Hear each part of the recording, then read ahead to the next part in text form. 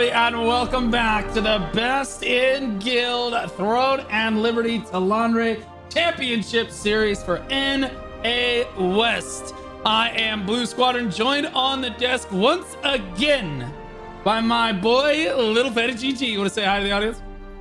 What's going on, guys? It's another day, another kind of like round of matches here for NA West. Looking forward to it, especially with how hype the matches have been before. Almost had to be careful not to lose my voice in any of those matches while we were watching them, because a lot of them were really hype, and I'm expecting some of those to happen in today's matches as well, Blue. Yeah, certainly a lot of love in the audience for you today. That's always good to see. Yeah, love to see that out there. Yeah, honestly, that probably has something to do with our first matchup of the day. With respect to losing your voice, I recommend tea with honey. Tea with very honey, helpful. indeed. Very helpful. 5 days a week, the voice is holding up so far, but we need to start getting ready for the first match of the day, and it is your guild, so I'm gonna let you go ahead and introduce them. It is going to be Dynasty versus Mystic. I'll take Mystic. Oh man, Mystic all hailing right from the Moonstone server. Mystic rank 2 in their alliance with Badukan, Midlife, and Axolot. Rank 2 on their server. They've won all sieges but 2, and then they said rip Mystic #1 ERP guild in loving memory of moon kittens, whatever that means. Oh no. All right, so on the side of Dynasty, Blue, my own very much loved guild, Dynasty. Currently, in terms of ranking, we are third in the alliance. Before Cat Cafe decided to go more a casual route and focus more on farming for the future content that's about to come. We were third as well, you know, with first being Boba, second being Cat Cafe. Now Kaonashi, though, very much on the rise. Like, these guys have developed like quite a bit of strength in preparation for this tournament. I can confidently rank them ranked #2 in the alliance at the moment, and Dynasty being the third. And that's not me being humble, that's just me being realistic. And in terms of alliance strength on server, I am not going to be humble. It doesn't matter what happened in the past siege. We are still first in alliance overall strength. Wait a minute. Did you win the last siege? Did you win the last siege? We did not, but it was close. We almost got it. Wait a minute. Who beat you? It was actually the alliance of Pineapple, Eclipse, Whalez, and Milk. Oh, okay. All right. And they're considered some of the favorites to win the tournament overall. That's actually kind of impactful, because getting that castle buff is kind of a big deal. So you think you're still ranked 1 on the server? It's a bold strategy, Con. Let's see how it works out for 'em. You know, I can't, you know, that's the one thing that I won't be humble with. I cannot let my boys down, regardless of the results. You know, if we lose siege, we have Nebula to talk about, and it sparks that kind of like rivalry, right? Like, if they know that we're still aiming for rank 1, they'll always be on their toes. If we are settled on rank 2, I just don't think that it's not conducive to a competitive environment, and so we'll contest at rank 1, and that way we can, you know, we can contest for it the whole time until somebody proves otherwise. Yeah, absolutely. We actually did have a different match lined up for the start of today. It was Pineapple versus Oblivion. But for some strange reason, Oblivion refuses to answer any messages, doesn't have anyone in the Discord anymore. They all pulled out and are not responding to anything. So Pineapple will receive a bye in the first round. Again, we're not really entirely certain. Hopefully everybody's okay over in Obsidian. It's a little strange. We've never had a guild fully pull out without telling us what is going on there before. So sad we're not going to be able to see that today. So we'll see Dynasty versus Mystic first. Let's take a look at some of our other matches for today. The next one up we'll have is Kaonashi versus Banana Core. Banana Core hailing from the Oblivion server. Banana Core second in their alliance with Initial, Grin 2, and Naisu Wu. They think that they're rank 1 on the server with 4 sieges won. The prediction overall in the tournament is 8th, so high hopes there. Yeah, exactly. So in terms of like the Kaonashi side too, of course, obviously, Kaonashi being humble right now, ranking themselves as third in the alliance. They're realistically very much like the second in the alliance, and pretty close to Boba when it comes to strength as well. So pretty overall, like pretty decently balanced alliance here. Alliance strength on server, again, Kaonashi not not being humble about it. Still, it's always gonna be a contest for number one. Otherwise, there's no point in competing at all. And the chat PvP is, imagine losing to a C tier guild, which Kaonashi at one point was being ranked by people as a C tier guild. This tournament may very well prove otherwise. Bro, people love tier lists in the PvP scene, man.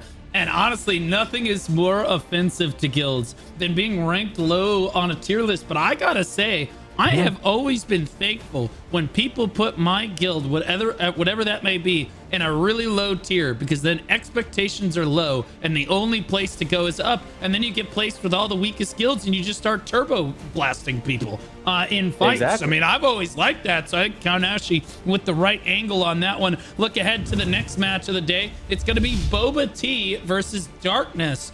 Boba Tea from the Evoker server. They believe that they are dead weight in their alliance. Interestingly enough, they're rank 1 on the server with 6 sieges won. They said we're a casual dead weight guild, but everyone that runs from us is way worse. So a little bit of chat PvP coming up for them. Yeah, that is indeed chat PvP right there. There's an ongoing meme with in the NA West that essentially every time Boba Tea and their alliance goes into another server, there will always be an influx of people, or well, not really an influx, more like an exodus of people and guilds moving to the other servers, especially the ones that were freed up from them leaving. So that's 100% chat PvP in there. But for Darkness though, for Moonstone server, I know we talked about Darkness before. They showed a pretty good showing from like the previous matches. Or the previous like node, kind of like not node wars and video, like Runestones or Riftstone fights that they had, and they're ranking themselves second in the server. I wonder who currently is going to be absolutely like rank 1 in Moonstone, if not that current alliance. And their chat PvP, come to the dark side, we have cookies. And with the last match, Blue, we saw, right? Everybody was counting them out, and then Darkness has come was a tagline, and they sure came and got the win. And then now they're here facing Boba Tea in the next round. Yeah, they knocked A-Lab, which is honestly my favorite guild at a tournament, because they said all about you schnoogums. Like A-Lab. Yeah, like so it's literally the name of your guild. I thought that was super clever, and then they got absolutely turbo blasted in round 1. But it was actually a reasonably close match, but Darkness took the W there, and a lot of people consider them an underdog. But here they are in round 2, they're taking a 1-0 win in round 1, so we'll see how they're able to stack up against Boba Tea. We're gonna bring it back over to Dynasty versus Mystic, so make sure you get your predictions in for that match, because it is about to be underway. I'm gonna ask you, LF, of course you think Dynasty's gonna win this match, but what percentage, if you're trying to be honest and impartial, what percentage do you think has them winning this, has Mystic potentially taking this? 0. Oh, okay. All right. That's okay. Is it that the gap is just that big, or that you're just biased in this, like admittedly biased? Well, it's in a way that I there is some bias there, but again, I'm one of the shock. I have to be a little bit more impartial, be a bit more on the impartial side, like be a bit more kind of like objective about like my judgment here. And the realistic part of it is like Mystic. Again, I would like to give a very, very big shout out to Mystic, Hannah, and all the Mystic leadership that managed to, you know that like prior to this, part of their alliance actually pulled out from the tournament from them, and they had to scrounge out and make sure that their subs were present at the time, and all their subs came through, got the whole roster together, and is now ready to fight this fight with Dynasty. So they already knew it was going to be a hard fight, even with their previous alliance in the roster itself. But even with the subs that they have now, they still chose to fight the good fight. They didn't back out. They didn't exit the Discord without no notice. And when they recruit PvPers, I guarantee you, Blue, they recruit PvPers because they want to PvP. They want to show up in PvP, win or lose. Right on. Yeah, and you got to give credit to Mystic. I give them, they're the underdogs of this match for sure. One of the guilds in their alliance literally just completely collapsed without any warning like 3 hours ago. and so An they hour are for the tournament, struggling yeah. to find subs in for the tournament. But honestly, they have managed to scrape together what looks like a full roster of players. Let's talk about pick ban here for a moment. Dynasty won the coin toss. They are picking. Mystic is banning. Mystic chose to ban Daigon, Malakar, Leviathan, and Chernobog. And I love this map. We are going to Pakalo. Of all places, we're going to see a Talandre map. Yep. It's gonna be, and that's one of the things that I had told my guys as well. Is like, I want this to be an exciting match. Show your opponents the respect that they deserve for showing up, and let's give everybody a good show. You know, they delivered. Surprising to see them pick Pakalo. Yep. Yeah, absolutely they are. It looks like there are 2 Cordy crossbows on both teams. It's Potter and Punched, and then Core, and then the Asian character name that has all 3 of the same Asian character name. I don't know what his name actually we says call him there. Triple Chinese. Okay, Triple Chinese and Core. Okay, that's clever. I like that. There we go. Triple Chinese and Core on the side of Dynasty. Are these guys actually good at Cordy? Talk your poop, King. Okay, so it's Potter and Punch. We kind of saw like a preview of them before already. We know that they're good. We know that they're fraggers, they're performers. But on the side of Dynasty, Triple Chinese and Core, probably one of the really outstanding Cordy users in the server. Is kind of a threat in because they go to every single war game they can go to just to practice more and more and more. And every single war game that they go to, they always top frag one way or another. All right, yep, and it looks like we are giving the go-go signal to the tournament director here as the lobby is completely full on this one. It is Dynasty versus Mystic in round 1 of today's matches here. As we look ahead to this one, and we got to pan all the way. We spawn in Narnia on this one as spectators. Always south. What a panoramic view that the developers have created for us. What a beautiful shot that we have as we pan across this beautiful scenery of Talandre. We move down over here. Fortunately, most of the guilds actually haven't, doesn't look like they've spawned quite yet. Dynasty making it to the stone first here. I don't see Mystic yet. Yep, off of Portal 1 right away. Dynasty moving over to the stone itself here. And speaking of the view, Blue, I was, like yesterday, I was running around all of Talandre after finishing all my dailies. And you're right, like the pattern, I think we kind of underestimate, we kind of like don't really appreciate as much as we can the scenery in Talandre and how gorgeous it is. And starting all the way south of this Riftstone, and moving forward, you can kind of see the architecture that's part of there. Hold that thought. We have the first engagement. I love you, but that's the first engagement right there. Scissor diving in on behalf of Dynasty and getting well scissored in not the fun way that we all want to be. And this one gets blasted right away, but fortunately, the entire rest of his guild was right behind him, and they were able to mop up the rest of Mystic in a very convincing fashion on that one. Oh my goodness, they were chomping at the bit to get started. Yeah, these guys are bloodthirsty, Blue. Caesar is one of those guys that we call him the clumper. This guy loves to dive in any clump that he sees. He loves to gather them up and blow them all to smithereens because this guy is 100% aggro 100% of the time. That's why he's one of the guys that, like, anytime you see a choke point, he's foaming at the mouth, ready to jump in. At the moment that you try to push it into any type of choke point, Caesar is there. Yeah, we're going to take a look at Gaio on this push here. He's playing Crossbow Dagger, which I know is a relatively popular class here. We're going to see how he approaches this engagement. He's up above the fight here. Look at him going all the way around. A little roach coming around the backside of the fight. You are most effective where they don't see you coming. Now he's looking for a priority target. Comes in on the backside. Look at that. Beautiful flank right there. A little late to the party, but great job by Gaio to get in on the side of that fight and have the presence of mind to get out and around it. Mystic having a really hard time trying to get up this ramp right now, LF.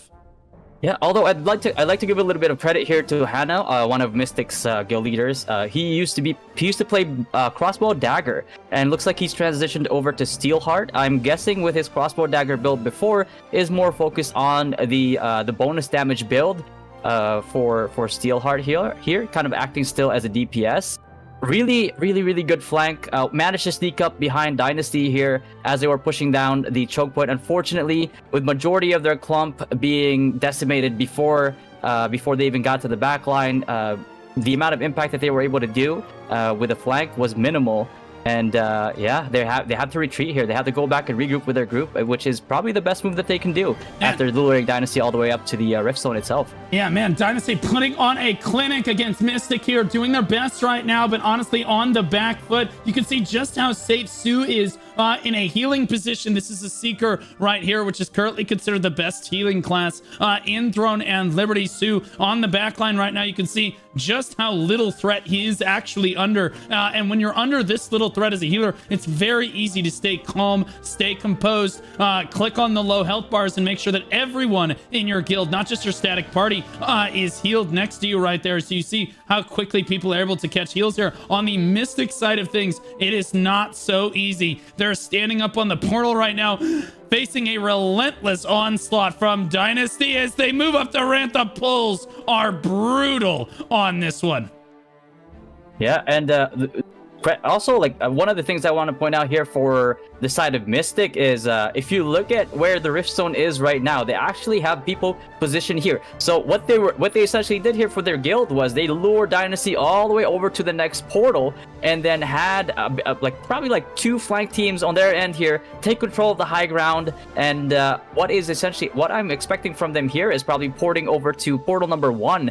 And while these 2 flank teams keep Dynasty busy up top, they want to get a bit of a flank angle here from the rest of their team. But unfortunately for them, they were stopped midway by the group of Ninefall, Cutie, Zarno, and Noctis. Yeah, sadly, I was following cytoplasm around right there as a biology enjoyer myself. I enjoy the cytoplasm of the cell, that wonderful gooey stuff that fills the middle of the cell right there. Sadly, he went all the way around the side of the fight to try to avoid being killed, and ended up being killed as he came in on the flank of that fight. And there's just not enough members there. But fortunately, we do have Mystic finally managing to move the fight over to the stone itself. Very likely because Dynasty wanted to try to move back toward the stone and get that secure down. They have 18 people on the stone right now. Mystic struggling to get anyone near it, but Thaspic going for that cap right now. We'll see if he can make anything happen. Yeah, exactly. And as you can see, Mystic's trying to make a move here from Portal 1 all the way to the base of the stairs and trying to get up here, while some of their flex teams are keeping part of Dynasty's members here on the northern side of the rifts. Across the platform, and they are making a bit of headway. Blue. A lot of the times you see guilds being stuck at the bottom of the stairs here, but Mystic slowly pushing up. Will they be able to push up and kind of push through here while they have these Spellblades, one of the highest DPS and strongest DPS classes in this tournament thus far, raining down from above? Yeah, Oki he actually managed to get up onto a high ground here. Good healing position right now, pumping out some big heals from the high ground, but I'm not sure it's going to be enough, although we're starting to see definitely a lot more kills on the side of Mystic right there. That was actually a pretty solid push overall. They have 4 people contesting the point to the 4 people on the side of Dynasty. So they forced a response from Dynasty on this one, as Mystic was able to actually get involved in that push and pull the majority of Dynasty down the hill. And now they actually have more people fighting on the Riftstone itself, as 2 statics are going toe-to-toe right now. Shit gets pushed off the side of the edge right there. Baritsu barely manages to hang out on right there. Brain Rot trying to do what he can. Lumi just honestly rolling around, having a good time in the middle of everything, because why not, I suppose, in this one. But honestly, a lot of Mystic members able to contest this point, lowering the percentage on Dynasty despite the dominance we're seeing out of Dynasty. Maybe not the best strategy overall here, LF. Yeah, they're having a little bit more fun PvPing and skirmishing at the bottom here, and Dynasty's Stone team kind of holding ground as much as they could here, but with 2 flexes on the side of Mystic does end up outnumbering the 6 that are over there. Again, Dynasty sending back about two statics worth of people to try to contest it, clean it out, and then most likely gonna fly back down and join in the fight again. These guys are they want the definition of this match to be action-packed. They don't want to wait for regroups. They know that the portal is close by, and they just want to fight over and over and over, and may the best skirmisher win. Yeah, and Mystic gets pushed fully off the point, and it's Dynasty starting to take control once again as they're in a full-on skirmish with Mystic here. Mystic, honestly, because of the way that Dynasty is playing this, he's not getting a chance to set back and regroup on this one. John Slickwick, I like that name, doing his best on this Gladiator right there. A spear greatsword in the middle of everything. You're supposed to be relatively durable on that class, but still able to put down a fair amount of damage. We call that a bruiser in the business here, and he is trying to do what damage he can, but sadly there is no healer around to really get his health bar back up, assuming he does start to take some damage here, but he is rotating what cooldowns he can on this one. He moves in on top of Mooncakes in a lot of trouble right there. They do manage to clean it up, so but now he is gonna get mopped up by the rest of Dynasty on that one. Go ahead, Ella. Yep. Blue, look at this. On the top here on my screen is It's Potter going for a spin, trying to wipe out the flex team that is from Dynasty here up on the stage. Unfortunately, does not net a lot of kills, but that was unfortunately because he was forced to spin in advance here before finding a play, because he got engaged on before his squad managed to get back there from portal number, looks like portal number 3. They were trying to go away from here, trying to hook up here, get up onto this kind of like elevator, this elevator contraption that we have here. But unfortunately, yeah, like I said, before he could find the play, he got engaged on and was forced to spin in order to get as many kills as he could. Unfortunately, I believe only saw one. But yeah, unfortunate on the side of the spinner from Mystic here. Again, with enough backup from his guild here, he might be able to find a play. But yeah, if he's outnumbered though, it is a little bit difficult, because he can get pulled very easily. A lot of these guys right now, especially with how the fights went from NA East, EU, or on the previous NA West matches, everybody knows that all it takes is one stun if you don't have a Cordy wand, or one pull, or whatever CC if you don't have a Cordy wand to cancel that spin, and then you're on cooldown for the next minute. Yeah, and Fat Girl, the top healer of the lobby, interestingly enough. What an interesting name that is on that one, as both guilds continue to fight onwards right now. Mystic actually is able, it is not a complete shutout. Mystic trying to do what they can to make the kill feed a little less one-sided on this. We see Brainrot picking up a kill right there. It's Potter on the high ground right now, trying not to necessarily give away his position quite yet. I'd love to see him try something here, but this is the Cordy. I guess Potter is trying to wait for the rest of his Cordy static to get here so he can go for an attempted big spin on the stone, which is now owned officially by Dynasty. So Mystic has their work cut out for them. Potter starting to get buffed up right now. You see Demon Change and FOV right there landing right next to him, just still waiting on this high ground. And this is the POV of a Cordy spinner right here. I'm not entirely certain that you would be wasting this much time, but he had to wait for all of his buffs. Goes in there. There's the spin going down, and all of that for two kills. Okay, we got there. You know what it is what it is. He did his best. It is. He is one. He killed two. Technically, he added more value to his guild on a one-by-one basis. Unfortunately, in order to get those 2 kills, he had to require the setup of like his whole static. That is the unfortunate part of being a Cordy spinner in a situation like this, is because you see big clumps. You see that your guild is kind of like on the back foot here, so you need to make sure that this spin is big impact. Otherwise, it's going to be wasted anyway. So the best play that you could make on this one, and I really can't blame It's Potter for this, is that he had to wait for his party. They had to be the wind on his back, and he had to make sure that at the very least he had the highest chance of making it the most impactful spin as he could. Unfortunately, it did not happen, but again, there's still 12 minutes and 50 seconds to this fight, Blue. He has more than enough opportunity to find multiple plays with his party, as long as his guild gives him the opportunity to do so. Yeah, heroically enough, Hana right here on the high ground alongside Lumi, a healer and his tank, an SNS spear, interestingly enough, holding that high ground down, keeping the remaining members of Dynasty from abusing the high ground there. Just the 2 of them constantly pushing people off and forcing them back down to the low ground. He finally does come down to the low ground with Lumi right there to help try to secure the point. They do have a cap running on the point. They have 10 people on it, over 5. Their percentage is actually starting to climb. They're going to hit 12% here. The rest of Dynasty starting to scramble back to get back in position. position here. And again, this shows a bit of disorganization on the side of Dynasty as they are just trying to have a little bit of fun. But Mystic is not having any of it. They're playing to win. Absolutely. A bit of a date night there with Lumi and Hannah up top there with a nice view. But unfortunately, a fight had to be fought, and so they had to move down. Hannah had to capitalize on this clump that he found on the top of the stairs there. Unfortunately, did not end up netting any kills. And again, I do apologize to my Dynasty squad. I am the Dynasty shot caller, and yet here I am shot calling on the shoutcasting desk. Hopefully they're listening to this. You're the shot caller? Well, LF, not for this one.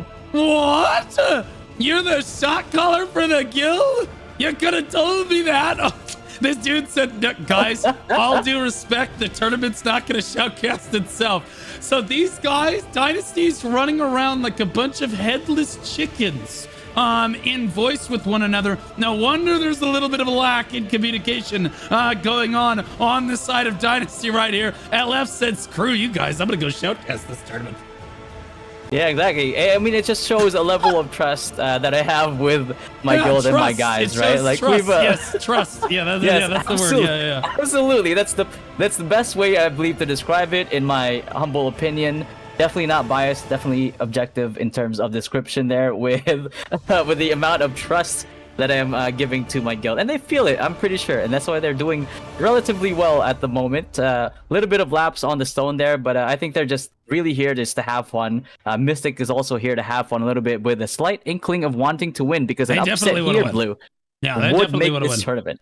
Interestingly enough, Goku's in the absolute Giga Chat, and I say that because he dove in really early on that engagement right there, and I fully expected him to die, because see, if you dive in like that and you just die really early on like Scissor did earlier, you just look like a glue sniffing clown. But if you dive in like that and somehow are able to survive and absorb that much damage and that much attention and able to just walk right back out, you're just absolutely a Giga Chad. So Goku out in front helping lead the guild right now. It's exactly what you want to see from your tanks. That beautiful confidence right there. Core out in front as well. One of the Cordy crossbows on the side of Dynasty right here.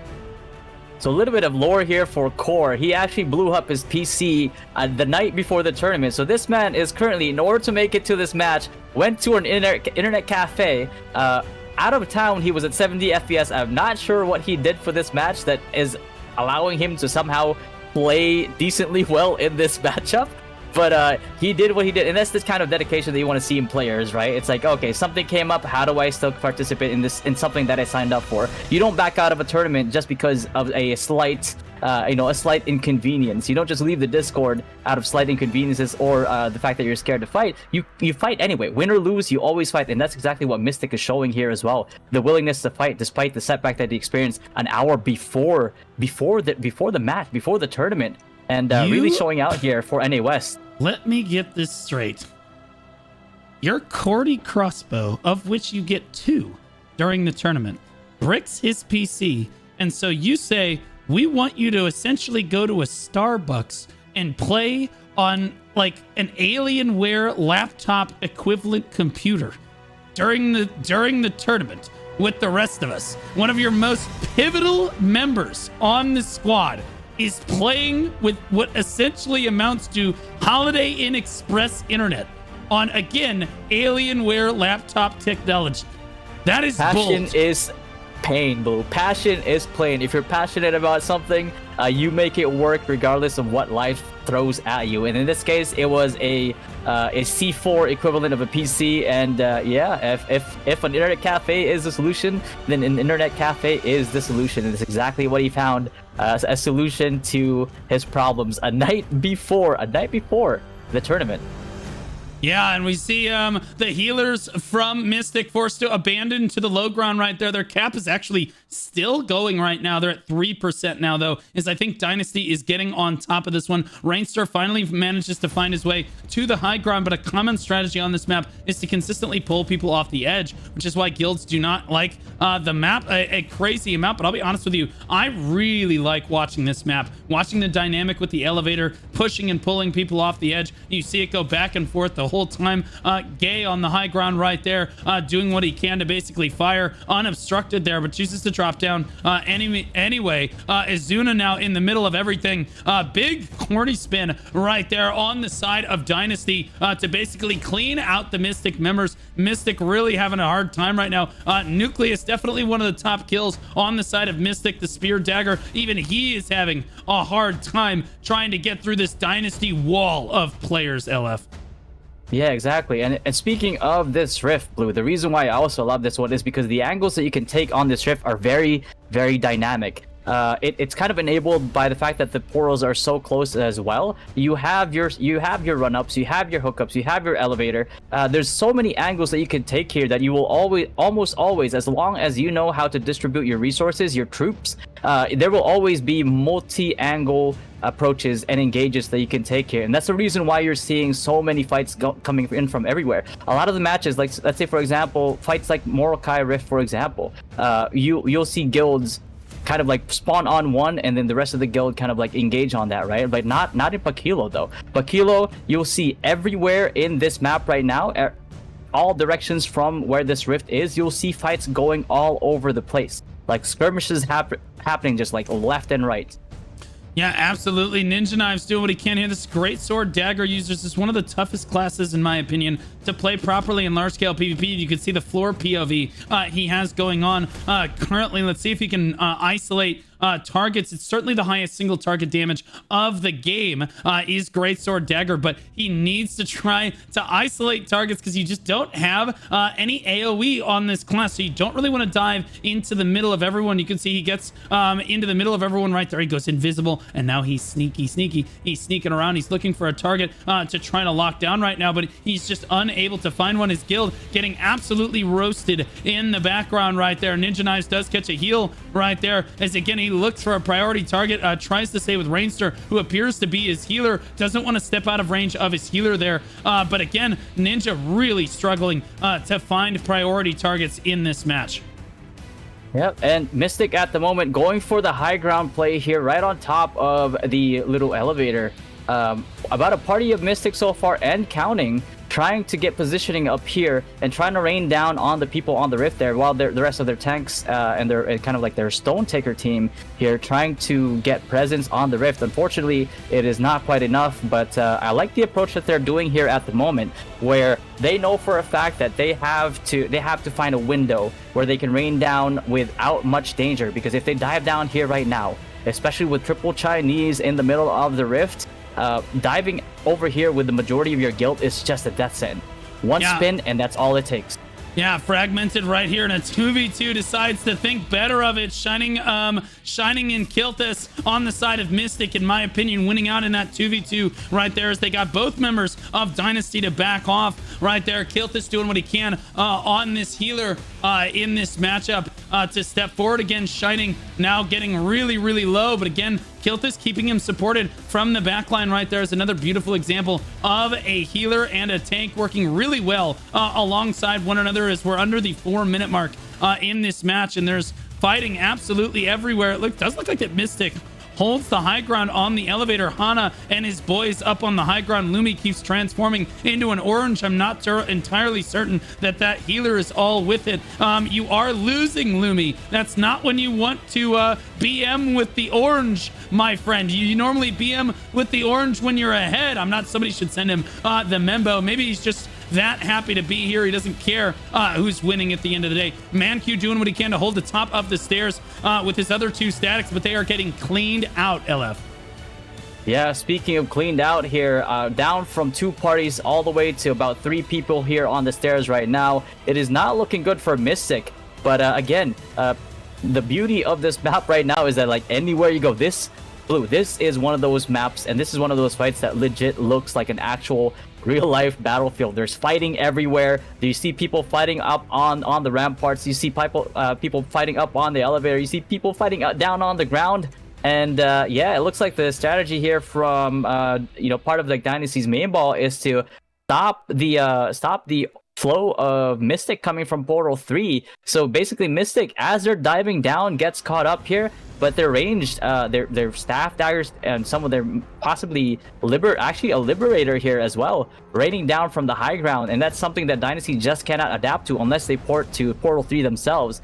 But again, getting the most value as much as they can. Libs, they can still be effective even in this meta. The only thing is you have to observe kind of like a rat gameplay where you have to build a 30-meter range build and try to capitalize the high grounds that, like, you know, pulls, for example, from tanks can't pull you down from. And even if they can't pull you down from it, you want at least a little bit of an obstacle there so they can't fully pull you down and you can just rain down from above. Because again, you get those extra stats from essentially pigeoning from up top of kind of like the ledge here that they're spawning in from Portal 3 from. Yeah, and we call it pigeoning because that's all you do when you're a ranged class in that kind of a position. When you have a high ground position, you're sitting on a high ground and you're pooping on people, so to speak, right there. Nucleus drops to the low ground. One of the better DPS on his squad here. Lumi, again, still turning into an orange on repeat. Again, I think he might be lost on this one. Again, an orange once again. I'm not sure if he's necessarily trolling, but hey, what are you gonna do? Scissor in the middle of everybody on a redemption arc right here, out leading the front of his guild, just like we saw on the very first push. It does look like that Mystic is gonna run out of time in this one with 1 minute left on the clock. They did what they could. Dynasty is definitely the stronger guild here, but honestly, good fights to Mystic, constantly duking it out. It looked like a pretty fun skirmish, if I'm being honest. Yeah, exactly. I'm pretty sure like every single static right now is having a really fun time, kind of like in their micros, calling out these skirmishes because it's happening all over the place, Blue. And this is exactly why it's so it's so dynamic. You can see it all over the map. People picking like areas to fight in. And speaking of Lumi, I think the orange tech might be a global taunt tech, where even though it is not in the description, once people see you turning into an orange, you automatically get targeted. And maybe Lumi's just extremely confident in her tankiness and wants all the aggro, all the pain away from her guild. And you know, with that Cordy wand that she seems to be holding right now, probably for good reason. Yeah, Lumi doing a great job as a healer for her guild in this round. Sadly, they are going to come up short. We'll see them move down to the low losers bracket and see what happens there. Let's take a look at the leaderboards here. Wolf at 99 kills on the Spear Dagger. Typhlosion Spear Dagger for Dynasty coming in at 61 kills. Bini Mikana Mika at 53 or 57 kills on the Staff Dagger right there. Take a looking over at the assists. It does look like Kaval came in at number 3 on those assists as a healer. Very impressive there. Top damage delta, the lobby goes to Typhlosion on the Spear Dagger. You guessed it. Very strong on this patch. Core coming in at number 3 on that Cordy crossbow, the best one in the lobby. It looks like Punched at number 4, just behind him right there. Damage taken goes to Big Bad Boss from Demigod right there with 2.3 million damage taken. Red Flame with the Crusader build, or with the Crusader loadout on that. Econ and Enoch Doki, the top tanks of the lobby. In terms of the best healer in the lobby, it is Fat Girl, which is an interestingly enough name right there, but hesitates. Faye Moki, Kaval, and Lotus, all the top healers of the lobby at the end of the day. Cat Cafe's Kaval, the top for Cat Cafe right there, but a solid match, but Dynasty definitely on top. Exactly, Dynasty on top in the matchup here, but you know, Mystic kind of won our hearts when it comes to coming into this fight and not backing out of it. Really strong mental from them. They knew it was going to be a tough fight going in from the get-go, and even with the setback that they experienced, still some way somehow managed to pull through, gave us one hell of a fight, skirmished all over the place. And even with that loss and going into the losers bracket, I think it's going to look pretty good for Mystic in the upcoming gauntlet that they're going to go through in the losers bracket, Blue. Yeah, I think that Mystic might have their work cut out for them, because even the losers bracket of the NA West tournament here is looking pretty competitive. Let's take a look at the Cordy spin that we got to see during that last match right there. You can see Potter took his time. He got ready, set. It took him like a minute and a half to get this play, but this was just how hard it was for Mystic to make something happen. There's all the buffs coming through. He sees his guild start getting slaughtered on the low ground right there. Dives down. There's the Cordy spin. Only managing to come up with 2 kills, but you know what? That was better than the rest of the guild was able to put together. So again, just Mystic struggling in that last one. Do you think it was more of a compositional diff, or what do you think the difference actually was at the end? I think the difference here is definitely, I have to say that the synergy definitely comes into play here when it comes to the guilds. Again, it's having to rely on subs is never the perfect scenario, and you really are relying on micros, because that's the thing about Throne and Liberty GVGs. Right, all these 48v48s, the one that dictates the fight here, macros are a thing. Absolutely, having a shot caller to direct you, making sure that resources are being distributed is huge. But at the same time, micros win GVGs. The people that have better callouts for their cooldowns, the people that have better callouts for who engages, when to engage, and when they have their buffs up, when you're buffed up as a DPS, and when you should dump all your cooldowns. It really is down to the micro level, and that's what's unique about the GVGs in terms of TNL, and why it's so enjoyable to be a part of, and that's why people wanted to be in this tournament, is because of the fact that the skill expression when it comes to your 6-man is pretty wide, and it's pretty vast when it comes to TNL, and that's why. Yeah, it absolutely is. As we look ahead to our next match of the day, it's good fights to both teams in that one. I think Mystic put on a pretty good show, all things considered. When you find out that your Alliance guild dies just like a few hours before your match, it kind of throws a wrench into everything. So Mystic coming out with a great showing right there, and I appreciate them showing up and playing in the tournament so far today. We look ahead to our next match of the day. It's going to be Kaonashi versus Banana Core. I'll introduce Banana Core one more time here from the Oblivion server, rank 2 in their alliance, rank 1 on the server overall. They've won 4 sieges. Their prediction is pretty high for this tournament, as they think they're going to get 8th. Yeah, all right, and I think that is a pretty good assessment in terms of like Banana Corp. They did have a really good showing, and I'm pretty sure they've kind of prepared more. And again, with the most recent balance patch that we got, Blue, it's all up to, they might even place higher than 8th, I'll be honest with you. It all depends on who ends up adapting like faster and better to the current meta, because there are a lot of things that ended up getting changed within this meta, a lot of things that people had to figure out, different interactions between skills and between weapons even. So that's something that, you know, if they end up doing better than Kaonashi, then, you know, they might take that, they might have that upset against Kaonashi. And Kaonashi, being ranking themselves 3rd in the alliance, alliance strength on the server is 1st. Invoker is generally considered a more competitive quote-unquote server when it comes to the amount of guilds. So I think Kaonashi might take this fight over Banana Corp. Yeah, they might be the favorites. Yeah, and I want to say, honestly, I appreciate that we got to play on a Talandre map in the last one, because we don't get to see that very often in the tournament, ironically enough, especially in the early stages of the tournament. Guilds like to use those safe maps before the best of 3 format here. As we look ahead to the versus screen here, and we're getting ready to move into the next match, I'll let you talk about Pick Beyond this time. All right, so on the side of Banana Core versus Kaonashi, Banana Core won the coin toss, so they ended up picking Kaonashi, opting to ban Kawazan, Malakar, Ernabog, and Daigon. So one thing that Kaonashi hates from the looks of these bans is that they don't like places, they don't like circles in general, but they also don't like high ground, because they hate getting pulled down. That usually is kind of like an indication of just not wanting to deal with all these collision builds that are popping up right now. So that's a good set of bans, I would say, on their end there. And then in terms of pick, it looks like Banana Corp pick Azrael. So we're gonna see another Azrael map, a really safe pick on their end. Again, if Banana Corp wants to win this in terms of like even ground, I guess, yeah, Azrael will definitely be the choice in terms of like matchups here.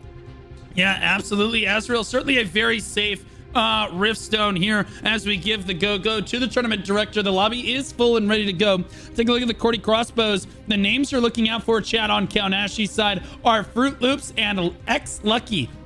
On the side of Banana Corp, it's Anti-Kaboom and Go Choo Choo are the 2 Cordys. So 2 Cordys on either side of this one. It looks like the guilds are already spawned into Azrael. I'm taking a look over here for them. It looks like Banana Corp in the yellow. Again, that you expect that. Bananas are in fact yellow. If your banana is red, you should try to call a doctor immediately, as something is wrong. Actually, Blue, a banana might be red here. So in terms of like actual banana, they might be banana ketchup here, because it looks like they are red. They spawned on portal number 3. Oh wow, wait. So he told me the wrong color. That's okay. I'll fix this. Hold on. Pause.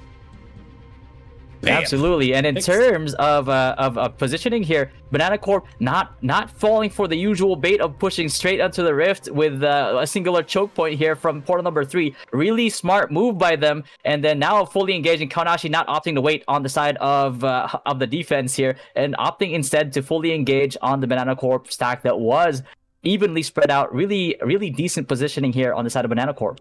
Oh, and ooh, man, Kaonashi just comes out and cleans up that entire push right there. Mocha doing a great job. Banana Core getting smushed on the first engagement right there as they fly down from Portal 3. That's not what you want to see right there. Coffee on the side of the fight, positioned very well on this healer right here. LF, that engagement did not go the way they wanted it to. Yeah, it was, unfortunately, despite the decent positioning that they had there at the beginning and not falling for the usual bait of people pushing down from portal number 3, it did not end quite well. Mainly because like Kaonashi controlling the tempo, going for the initial engage there, and that's just not something that you want to do at the moment, especially with time bomb being a thing, especially with Bellandir being a thing. If you get engaged on, your backline gets reached by the time bomb and Bellandir users of the other side, it's very dangerous because you get pulled in, you don't have really time to Q block the time bomb, and as soon as this explodes, that's about like 30k worth of true damage that you're getting hit with, and yeah, it's just not a good time. You immediately lose a few people right off the bat, and then you're just at a disadvantage the whole fight. Yeah, LF, if you could get the flank perspective of this fight, that would be great for us. Booba posturing out in front here as the lead Absolutely. tank on behalf of Banana Corp. Here, let's see if Banana Corp has any flankers. Nope, that is not the flank. That is the main engage. I'm looking for the flankers. There is no flankers, as it turns out, on Banana Corp. They just engaged it head on with an industrial grade helmet, guys. That is not what you want to see on the side of Banana Corp. Initially, I was ready for a beautiful play as their shot caller had them all rotating together. Their guild movement seemed pretty good. Loved that. But if you don't have any flankers and you run through a small choke like this, Kaonashi is just going to sit here and farm you, and I don't blame them. Yeah, looks like the engage here on the side of Banana Corp here, equivalent to 2 shells of a shotgun here, getting that initial pump of kills, and then it just died off, and all you see right now is just yellow across the board here. Kaonashi getting the upper hand of the rest of this engage. Yeah, on the side of Banana Corp, they had a really good engage. They had a really good like set of kills in the early part of this engagement, and it looked really good for them. It looked like it might be an even fight, but again, pushing in from one singular choke point, never really the best approach that you want to take when it comes to Azrael. And we've seen teams fail at this over and over again, and it looks like they're trying to go for the same tactic, but I do see some people going long here. Might be a flank angle. We might be able to see a flank here, Blue. If you look at my screen right now, I'm following Anti-Kaboom. Looks like he's posturing a little bit with his team. Well, okay, and there's a static up top as well. It looks like the main ball from Banana Core is going to take the same approach as they did last time. There's one flank static up on this high ground off to the left over here, and then it looks like there's another flank off to the right as well. So they're going to try a 3-pronged engage. Very difficult to pull off because you're outnumbered on 3 fronts like this, but look at Band right there. Getting pelted down from range. Brora, Booba, there's the engage coming in for Booba. He might be the shot caller, diving in that aggressively like that. You see, here come the flankers down the stairs right now. There's the engage happening. The main ball getting slaughtered. The flankers are here, though, to relieve some of that pressure. Let's see. There's 1 kill at least on the side of Banana Core, trying to make something happen. But again, the fight's still going Kaonashi's way on this one, despite the flankers being in a pretty good spot.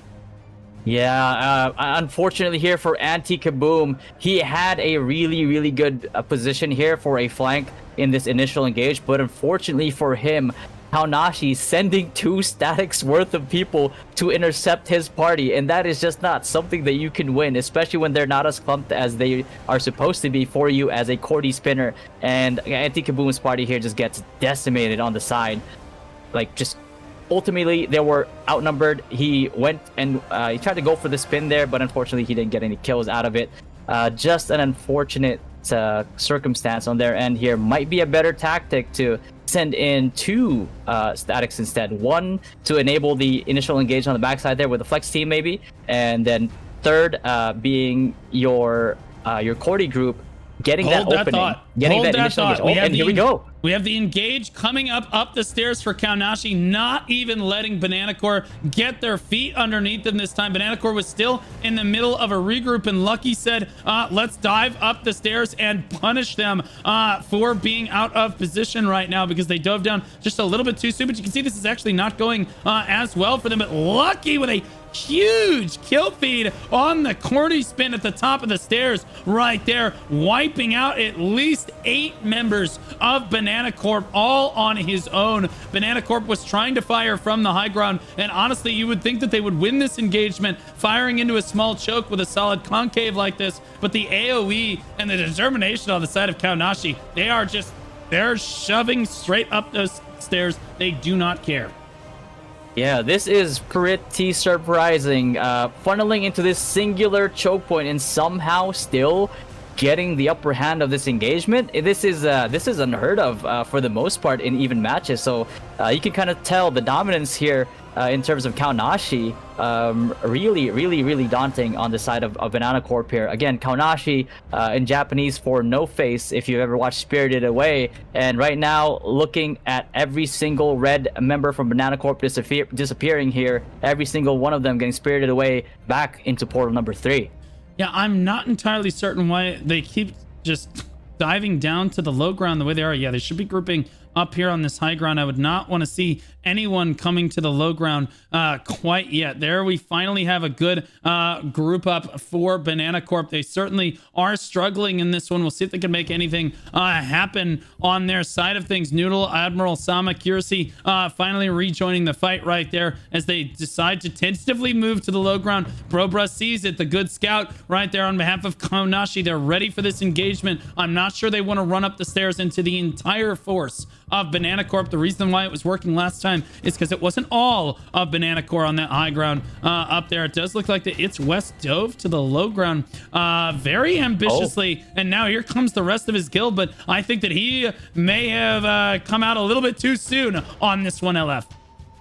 Might have been a little too soon indeed. The most of his guild was still flying down up on top of the walls there as he engaged, and unfortunately there's just not a lot of backup, or not at all any backup on the side of Banana Corp here, and they do pay for it with the ultimate price of getting their initial part of their ball here getting wiped. And now with the DPS up on top of the wall, it's not really having a lot of front line to protect them, not a lot of front line to kind of stave off the offense here of Kaonashi. There's just not much else they can do. They just have to get jumped on, they just have to die, and they just have to fall. And one by one, Banana Corp all the way back to the spawn point at this point. And let's see if they take portal number 3 again, or maybe they opt for an angle of portal number 2 or 1. But it looks like it is another portal number 3 angle for the side of Banana Corp here. You know, you talk about being a selfless player right there and being able to die for your guild. Admiral Sama came out, I'm pretty sure died 2 or 3 times in that engagement for his guild that time. So honestly, some self-sacrifice right there, but also maybe we should think about positioning a little bit stronger moving forward here. Here's Lena Bell, healer here. I used to play with this particular player in Corrupt in Black Desert for a long time. So interested to see if she's going to be able to make anything happen on this push here. Her guild certainly struggling right. Oh my goodness. Oh, no. They're going for the bomber play right now. They are all gonna land in. We're gonna call the name of this play the Alamo, and you'll see why in just a moment, as Lena's gonna land immediately under a tremendous amount of pressure, and they are getting absolutely turbo blasted on the point right there. Almost a solid yellow kill feed. There was an attempt made, LF. There was an attempt indeed, but unfortunately it looks like an attempt to get spirited away back to Black Desert in this case, because there's a lot of damage going on the way of Lena Bell. And a lot of there were some Banana Corp on the side there of the higher end of that wall. They're trying to kind of like range up from there, but unfortunately the rest of your guild just got turboed, as you said, as soon as they landed. And again, the Alamo, a very apt description, because every single engage that has been made with that single approach ends up getting devastated. It has never worked. It probably never will. I think I've seen it work one time, and the only reason it worked is because there's an extremely tanky composition, and they were able to stall basically and wait for the respawners because they were getting slaughtered, but enough of them were able to skirmish on the point and stay alive that the rest of them were able to actually reinforce, and they actually pulled the fight over to the stone. Oh my gosh, look at this from Kaonashi, the confidence coming up, and it looks like Banana Corp doing their best to stave them off at the choke point. Jamie getting a couple field Barildo. Oh. It's Wes Grizzy getting kills as well. I think that Kaonashi has overextended just a little bit. You can see even in a super favorable engagement though, you can tell just how confident Kaonashi can be moving up through that choke point. But honestly, good on Banana to actually try to hold that down. That was the best kill feed that we've seen from them yet. Interestingly enough, we do see them contesting the point right now with 3v3 going on the point. Kaonashi forced to respond to this.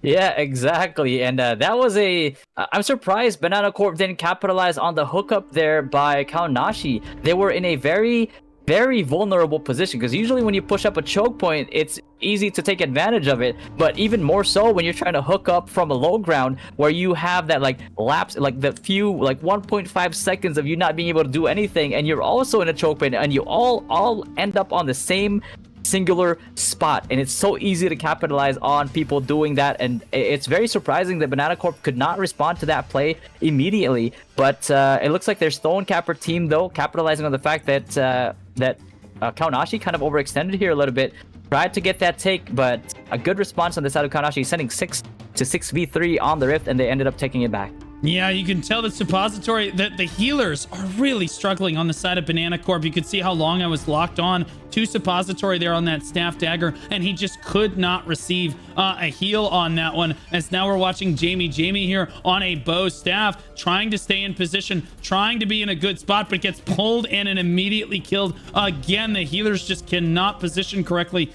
because there's just no safe place to stand, which means there's no one gets to live if the healers don't get to live. In this case, it's an all-out brawl right now, but it's definitely in favor of Kaonashi. Yep.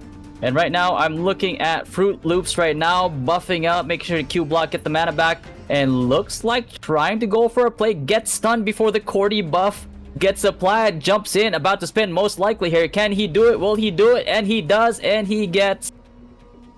I'm not sure what he got exactly, but it looks like Lucky got 2 kills, 3 kills off of another spin, and Fruit Loops gets 1 kill off of a single target, actually from single target and not the Cordy spin itself. So, you know, in some way, shape, or form, ends up making up for that play. Yeah, poor Lena in the middle of everything, almost all by herself here. She's got a few people around her, and she's doing what she can. But again, look how hard it is to position as healer. Gets slept. That's not good. Pulled in, and down they go. Look how quickly they're able to mop that up. Actually, great showing from Kaonashi here. This looks like, do you think that Dynasty's going to be able to beat this squad here? This looks pretty good. See, I have to play a little bit of politics here and say, like, we don't know. They are both, or rather, so we are both. That's it. Allied. They can't beat him. They can't beat him. Kaonashi on top as usual. Holy Dynasty going down to that loser's bracket. He already called it right here. Oh my goodness. Expectations for the next match have been set in place by Blue Squadron himself, and it is going to be, will it be a Kaonashi win, or will it be an upset on Dynasty's side? I wonder what it will be. Okay, so Dynasty with their work cut. Oh my gosh, Lucky with another big kill feed on that Cordy crossbow. He is certainly hitting that button really well in this match here. And honestly, again, Cordy's get a lot of the credit because you see Lucky on the kill feed. It's honestly Lucky's static that is able to buff him up consistently, doing such a great job making it so that they can constantly set up those plays. You love Cordys that are constantly communicating with one another and making plays happen for their guild right now. As again, the kill feed looks very yellow on the side of Kaonashi. Band KN2 over here, and Coffee in their static, basically locking down this lower choke point right now. And honestly, where are they spawning? Where's Banana spawn? Are they? Oh, they're up on the high ground once again. And I'll be honest with you. Normally, I would say you don't want to take Portal 3 spawn, but if you're just trying to regroup and you're clearly the weaker guild, this is definitely what you want to do as you bait them all into going to that lower spawn. Oh my gosh, but you need to get ready, set. Kaonashi is coming. Here comes Lucky and the boys. We'll see if he gets another big spin-off right now. I don't think he's actually buffed up at the moment. He's trying to get his buff. There the buffs go. There's the pull-in right there. There's the spin going down, and oh my god! Send help! Oh my goodness. And then the flankers on the other side for Kaonashi. It's turning Banana Corp into banana pudding on that push right there. A great push up through the grapple because normally that does not go so well, LF. Yeah, absolutely. How does Kaonashi keep getting away with this? And how does Banana Corp keep not capitalizing on the fact that both Cordies approach from one singular choke point up on a hookup? And how is it that they're just not able to at least collision them off of those cliffs to kind of stave off that engagement? Because I can guarantee you, right before this engage, they probably are asking their Cordy wands to buff them up so they don't get stunned and their spins don't get canceled right away. So if they can't, again, Cordy wand does not cancel collision skill, so you can still push them off. I'm pretty sure there's at least a collision build within Banana Corp, seeing as they are one of the more higher rated guilds within this tournament, at the very least in the top 10, as they say. There's just no way that Kaonashi is able to get away with it, or there's no way that they should be able to get away with this. Twice in a row in the same choke point and the same hookup as well. Yeah, Lucky and Fruit Loops, the top two killers on their squad, so certainly they rely heavily on those Cordy crossbows to get a lot of work done for them. Sorry, that was assists. Fruit Loops still the top in kills though as well. Lucky surprisingly number 3. Kaonashi coming in at number 2 right there. Damage dealt overall in the lobby so far. Again, Fruit Loops and Lucky at the top of those leaderboards. Damage taken very Banana Corp heavy. So if you're a Banana Corp fan, just look at the damage, but that's a bruised banana is what it looks like to me, as the Lavanzia and Panty Melt and Leon are the top 3 healers of the lobby so far. So definitely the names to watch out for, as it looks like Banana Corp has taken a different spawn and tried to run down to the low ground. Exactly. I think Banana Corp here for sure, the move was to move on either Portal 1 or 2, especially with how far they dragged kind of Kaonashi here towards Portal 3. That's a far run back for Kaonashi, so it just made sense for them to capitalize on it a little bit. Probably could have capitalized a little bit faster there to get to the point, because again, Portal 1, Portal 2 much closer than Portal 3 to the Rift itself. So if they manage to take that advantage there, kind of like sandbagged a little maybe on Portal 3 and try to keep as many people there as they could, playing life as long as they could, while the rest of their guild, the rest of the respawners and people that died went over to kind of like backdoor from Portal 1 and 2, it might have proved a lot more effective for them, and they might have actually forced Kaonashi to scramble back and be out of position for the most part, which might be the winner that they're looking for. So that's, with 6 minutes left on the clock, they have to find a similar play, as that. Otherwise, they just lose the whole fight. Yeah, Banana Corp getting pushed all the way back to their spawn once again here, as Kaonashi came out to make a statement in this one. That's why they had a bye coming into round 1. I'm curious. I think many think that Pineapple is actually the favorite to win the tournament overall. Do you think that that is actually the case, or do you think a guild like Kaonashi can come out and upset them? I think 100% Kaonashi can 100% have an upset here with Pineapple, but again, Pineapple is not a guild to sneeze at. A bunch of their core ended up winning the All-Stars tournament before in the NA West. Granted, it was a mishmash of like different guilds, and some of the people that won in that tournament are also in Kaonashi now as we speak. Yeah, Pineapple still, in my opinion, the guild to beat in this tournament. The guilds that have a big chance of beating them, definitely Kaonashi, one of them. But I think there's another guild that we have to speak of here that might challenge Kaonashi and Pineapple besides Boba Tea, is probably Grin 2. Well, they're playing later today. Yeah, they're playing in one of our next matches here. It's going to be Grim versus Holy Crepe. Holy Crepe, of course, beating Warband in the first round of this tournament. So we'll see if Holy Crepe can pull that one out, as they seem like certainly a pretty strong guild. Banana getting pushed back through the stairs at this point. They have tried pushes from each angle. I don't think that their flankers are really performing as well as they could. Even when they do try to get a solid engagement with the flankers, I think that they might not have the gear. They might not have the composition to make it happen. They certainly have the Cordy crossbows in here. Chet V coming in on the backside again. This is the flanking heel position for his static right here, and I never want to be that guy right there as he comes up behind everybody and says, please don't target me. Big boy Slaps doing what he can from the high ground right here, as the rest of what looks like the army of the dead from Kaonashi just keep marching forward. The relentless march of the yellow health bars up the stairs, just plowing through all of the red health bars. Speaking of red health bars, and honestly, I can't really quite blame Banana Corp here, just because of the fact that Kaonashi engaged on this high ground here, where they have somewhat a semblance of control, and the fact that their high grounders up top can actually rain down from above. This is probably the best position that they could have asked for here, and honestly, in terms of getting the wipes that they need, might be the play. And you can see a bunch of kills coming in from Banana Corp before the flex teams of Kaonashi went up here, and then the respawners come back from Portal 3 as well.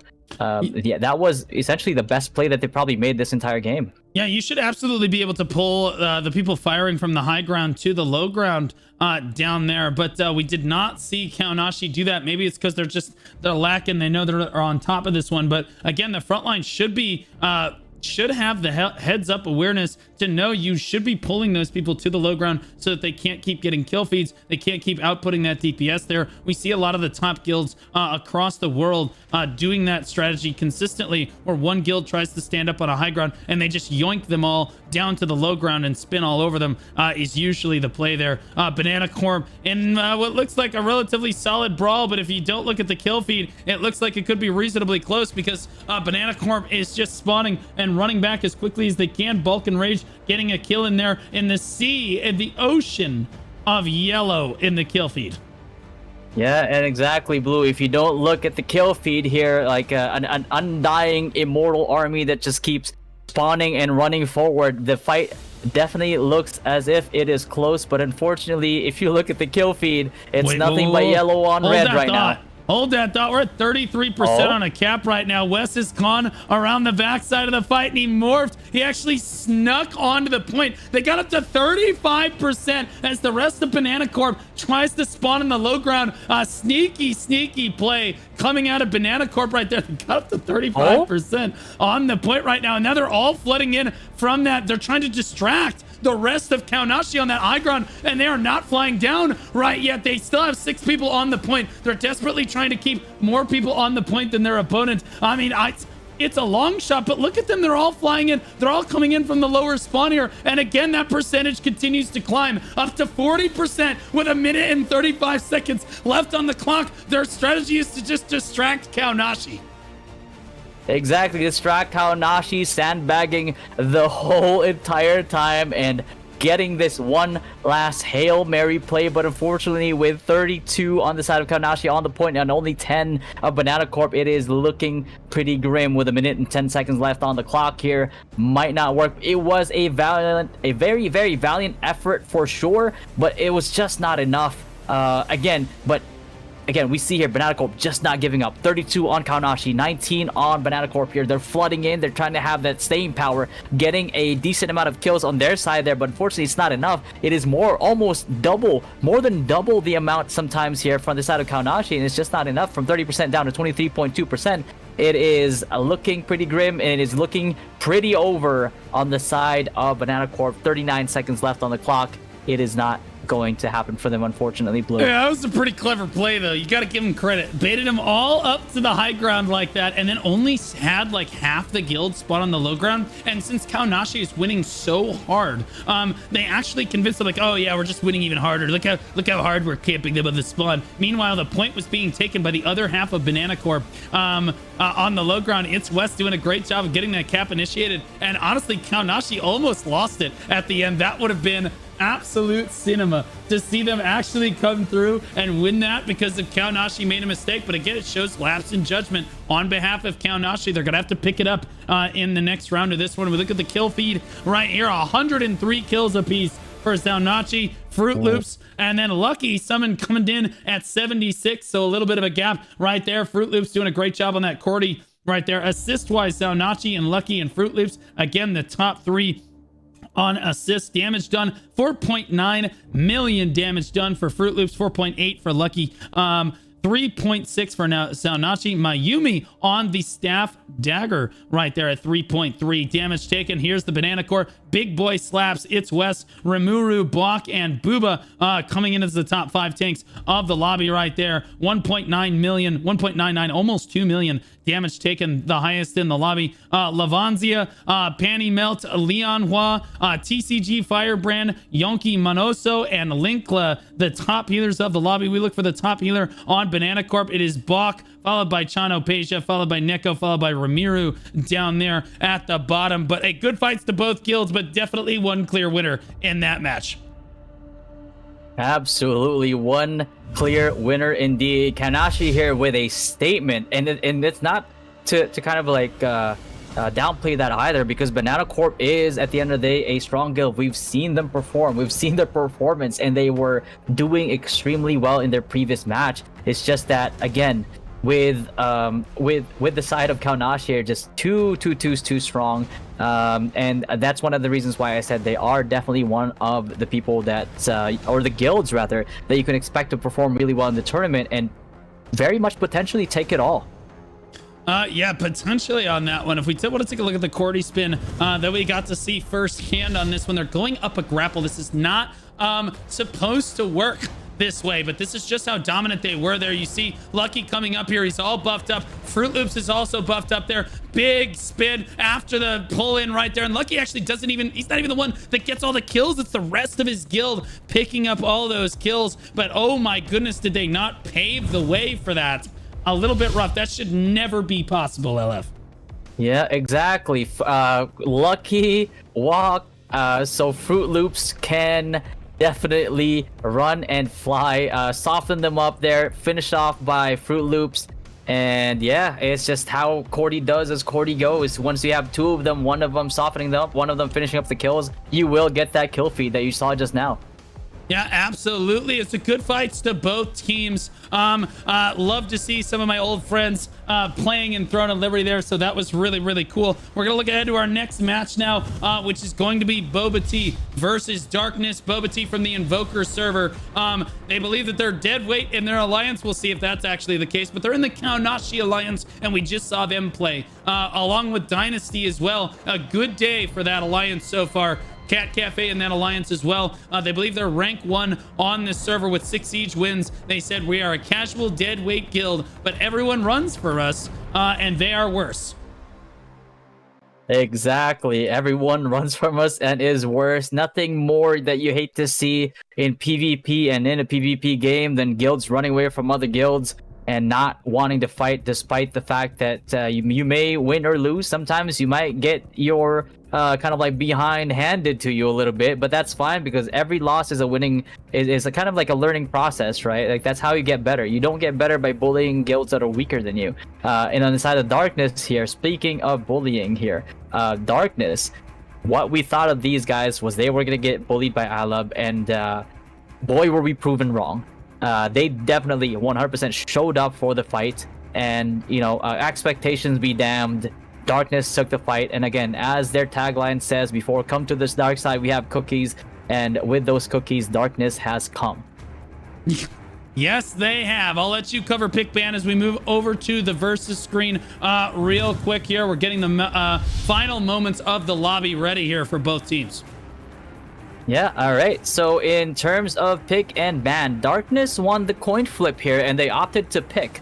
And Boba Tea banning, Boba ended up banning Malakar, Manticus, Chernobog, and then Grand Alon. And then on the side of Darkness, they opted to pick for Azrael. It's a pretty weird pick for Darkness, since usually you want to, as essentially what is the weaker guild here, you want to pick a more dynamic map where there's more creative place for you to make, but I just don't think Azrael is that map. Azrael is more like this safe map that everybody's used to. Everybody kind of like knows how to approach it for the most part. And picking it against a powerhouse like Boba, a little bit of a kind of like a questionable decision here on the side of Darkness. Yeah, I think Darkness has their work cut out for them, but hey, man, they beat A-Lab in the first round, or All About You in the first round of the tournament. So I have faith in my boys over in Darkness. Let's take a look at the Cordies. There's actually, I see Bilo on the side of Darkness, and it looks like T and Magikarp on the side of Boba Tea. So we'll have to take a look at them once we get into match here. As we hit go in the lobby, it looks like both are ready to go. The lobby is all set. We are back to Azrael for match 3 of the day. On this one, it is right on back to Azrael. Exactly, and here we go, Blue. Again, Bilo, we saw him last time, the lone Cordy crossbow against 2 Cordy crossbows, manages to top frag in that fight. Will he perform again on the side of Darkness this time around? And in terms of Boba spinners here, not to be sneezed at, T, aka 7, aka Golem Boy, definitely here to kind of like prove his mettle and be kind of prove to Bilo that like, hey, you might have been the top Cordy crossbow in the previous match, but you know, he might be here to take his crown. Yeah, all of Boba Tea, I'm seeing Diglett, I'm seeing Magikarp, I'm seeing Dragonite, I'm seeing a whole lot of Pokemon on the side of Boba Tea here. Darkness, I don't think has spawned in yet. They sent some scouts to each spawn. Didn't want to get spawn camped at the start there. Boba Tea taking the place on the Riftstone proper right here, as it looks like, ooh, the first Darkness member has kind of moved up here. Doo-whoops in a lot of trouble. That is a Templar. He's going to go down. They're going to make short work of him. But we are looking for the rest of Darkness. There they are on the high ground. They must understand they are the underdog of this match here, as they've spawned at point 3, and they're looking for a very cautious approach for the first engagement here, LF. Yeah, exactly. And as we see here on the side of Darkness here, happy birthday, Bilo. I'm guessing it's Belogish B's birthday today, the Cordy spinner for the side of Darkness. So hope, you know, we never know. Maybe he might be presented with a gift of a victory over Boba. Yeah, hold that thought. Happy birthday is going on the ramp right there. The huge engage on the ramp. You don't see that very often. Boba Tea shoving their way up through a tiny little choke point, and Darkness in a lot of trouble. It is nothing but Darkness on their side right now. Chimera and Server Hamster trying to fire from the high ground right there, but holy moly, that was a rout on the side of Boba Tea as they continue to push up onto the high ground one more time. They're gonna push through here. You see T. This is one of the Cordy crossbows on the side of Boba Tea right here as he moves in to try to make something happen here. It's just, oh my goodness, Darkness in a lot of trouble in the first couple engagements here. Yeah, exactly. I mean, it is kind of expected. A lot of legendary Pokemon on the side of Boba Tea here. It's kind of like hard to grasp. Like usually you want to focus one hard hitter, but if you're facing up against like 20 legendary Pokemons, like who do you really target first? A little bit confused here on the side of Darkness. Again, the confidence of these Cordy spinners just diving in means that they have supreme confidence in their support. With their whole party, that they're able to be as aggressive as they are, and just some way, somehow able to push through up on the high ground, fully wipe the side of Darkness. I fully expected this to happen. As quickly as they're rotating left, they're trying to run over to the Riftstone. Darkness trying to get position before the Terminators from Boba Tea come down the ramp, but they're going to get sandwiched against the wall. It was a good effort, but oh my goodness. Look at that. Pinlup and T getting a big Cordy spin in the middle of that engagement right there. But that's exactly what you want to see when you're the losing guild, when you're the guild that's losing out on the engagements. You want to bait the other guild super hard into committing onto one spawn, then spawn across the map and try to get a full regroup and use that to your advantage, LF. Exactly, exactly. Although for the side of darkness here, I would have liked to I would have liked them to kind of like bait out these big fights over and over and over again around Portal 3 before heading to Portal 1 and 2, because you kind of want to use that opportunity to get the jump on the rift, if you will. But right now, kind of forcing this fight on portal number 1, which means that Boba will be a lot closer to the rift as soon as it opens in the next 45 seconds. And it's gonna be looking a little bit grim for darkness here. But then again, that play is probably not something that you want to pull out of your pocket this early in the matchup anyway, and kind of pull the same attempt that Banana Corp did in the previous match, where you kind of want to save it for the last few minutes, get that last like little jump on them. Same way that some guilds would come to a rift 2 minutes before it ends after not showing up for the first 18 minutes of it and taking the other side by surprise. Yeah, and I found my favorite player of the lobby, Vulpix, right there. My favorite Pokemon, because I am a huge dog fan, and I love foxes too, are my favorite animal, if you're not going to include dogs on that one. So W name right there. There's Psyduck coming in as well. Very interesting. I love all the Pokemon names. I think the darkness has stopped spawning at any of the portals right now, as they're all up top. And it looks like, again, Boba Tea is scouting around to all 3 areas as they start to take control. The cap does enable on this one, and they are taking control of the rift. I don't see darkness on any of the 3 spawns. Your mom is up here. Oh, there we go. Coming up here to scout this one. Hopefully he was able to see that one, or they were able to see that one up here, as here comes the rest of darkness. This is half of darkness. Where's the other half of the guild? Yeah, it looks like they sent in a scout in advance, but unfortunately your mom and my sister, that's actually their names, your mom and my sister, spotting the staff dagger there, and looks like darkness opting for the Portal 3 high ground here. Again, Boba coming in from one direction here for the most part, with a flex team on the other side, looking to mop up darkness right now. It's nothing. Well, there we go. One kill on the side of darkness. Looking there we go. For W more. Looking back the other way. Easy peasy. I mean, they're trying what they can. I'll be honest with you. They're in a position where they basically are trying to regroup.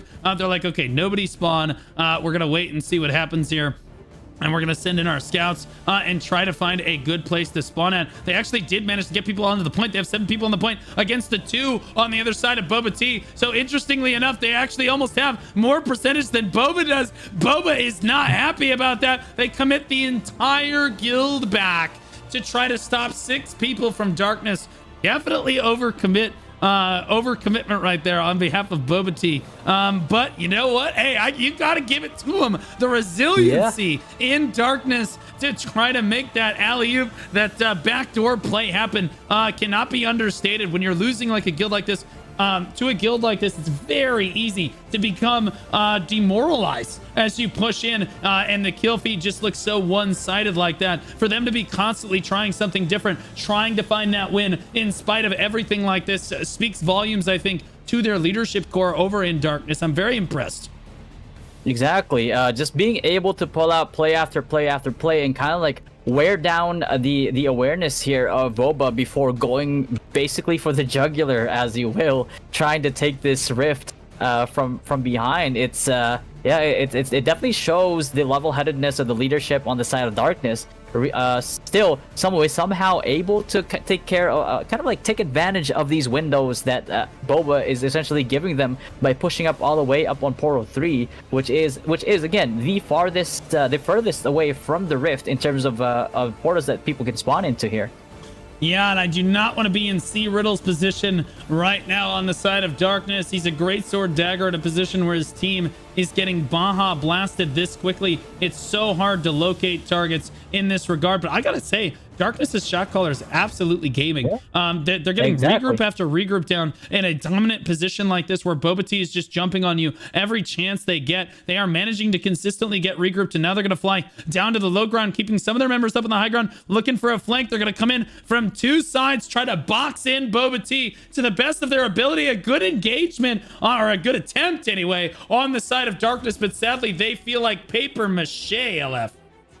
Exactly, and I mean that's basically what happens, right? Regardless of like whatever good engage that you might do here, it does feel like it's you're bringing a knife to a gunfight, and unfortunately, you're just not close enough to get the stab in.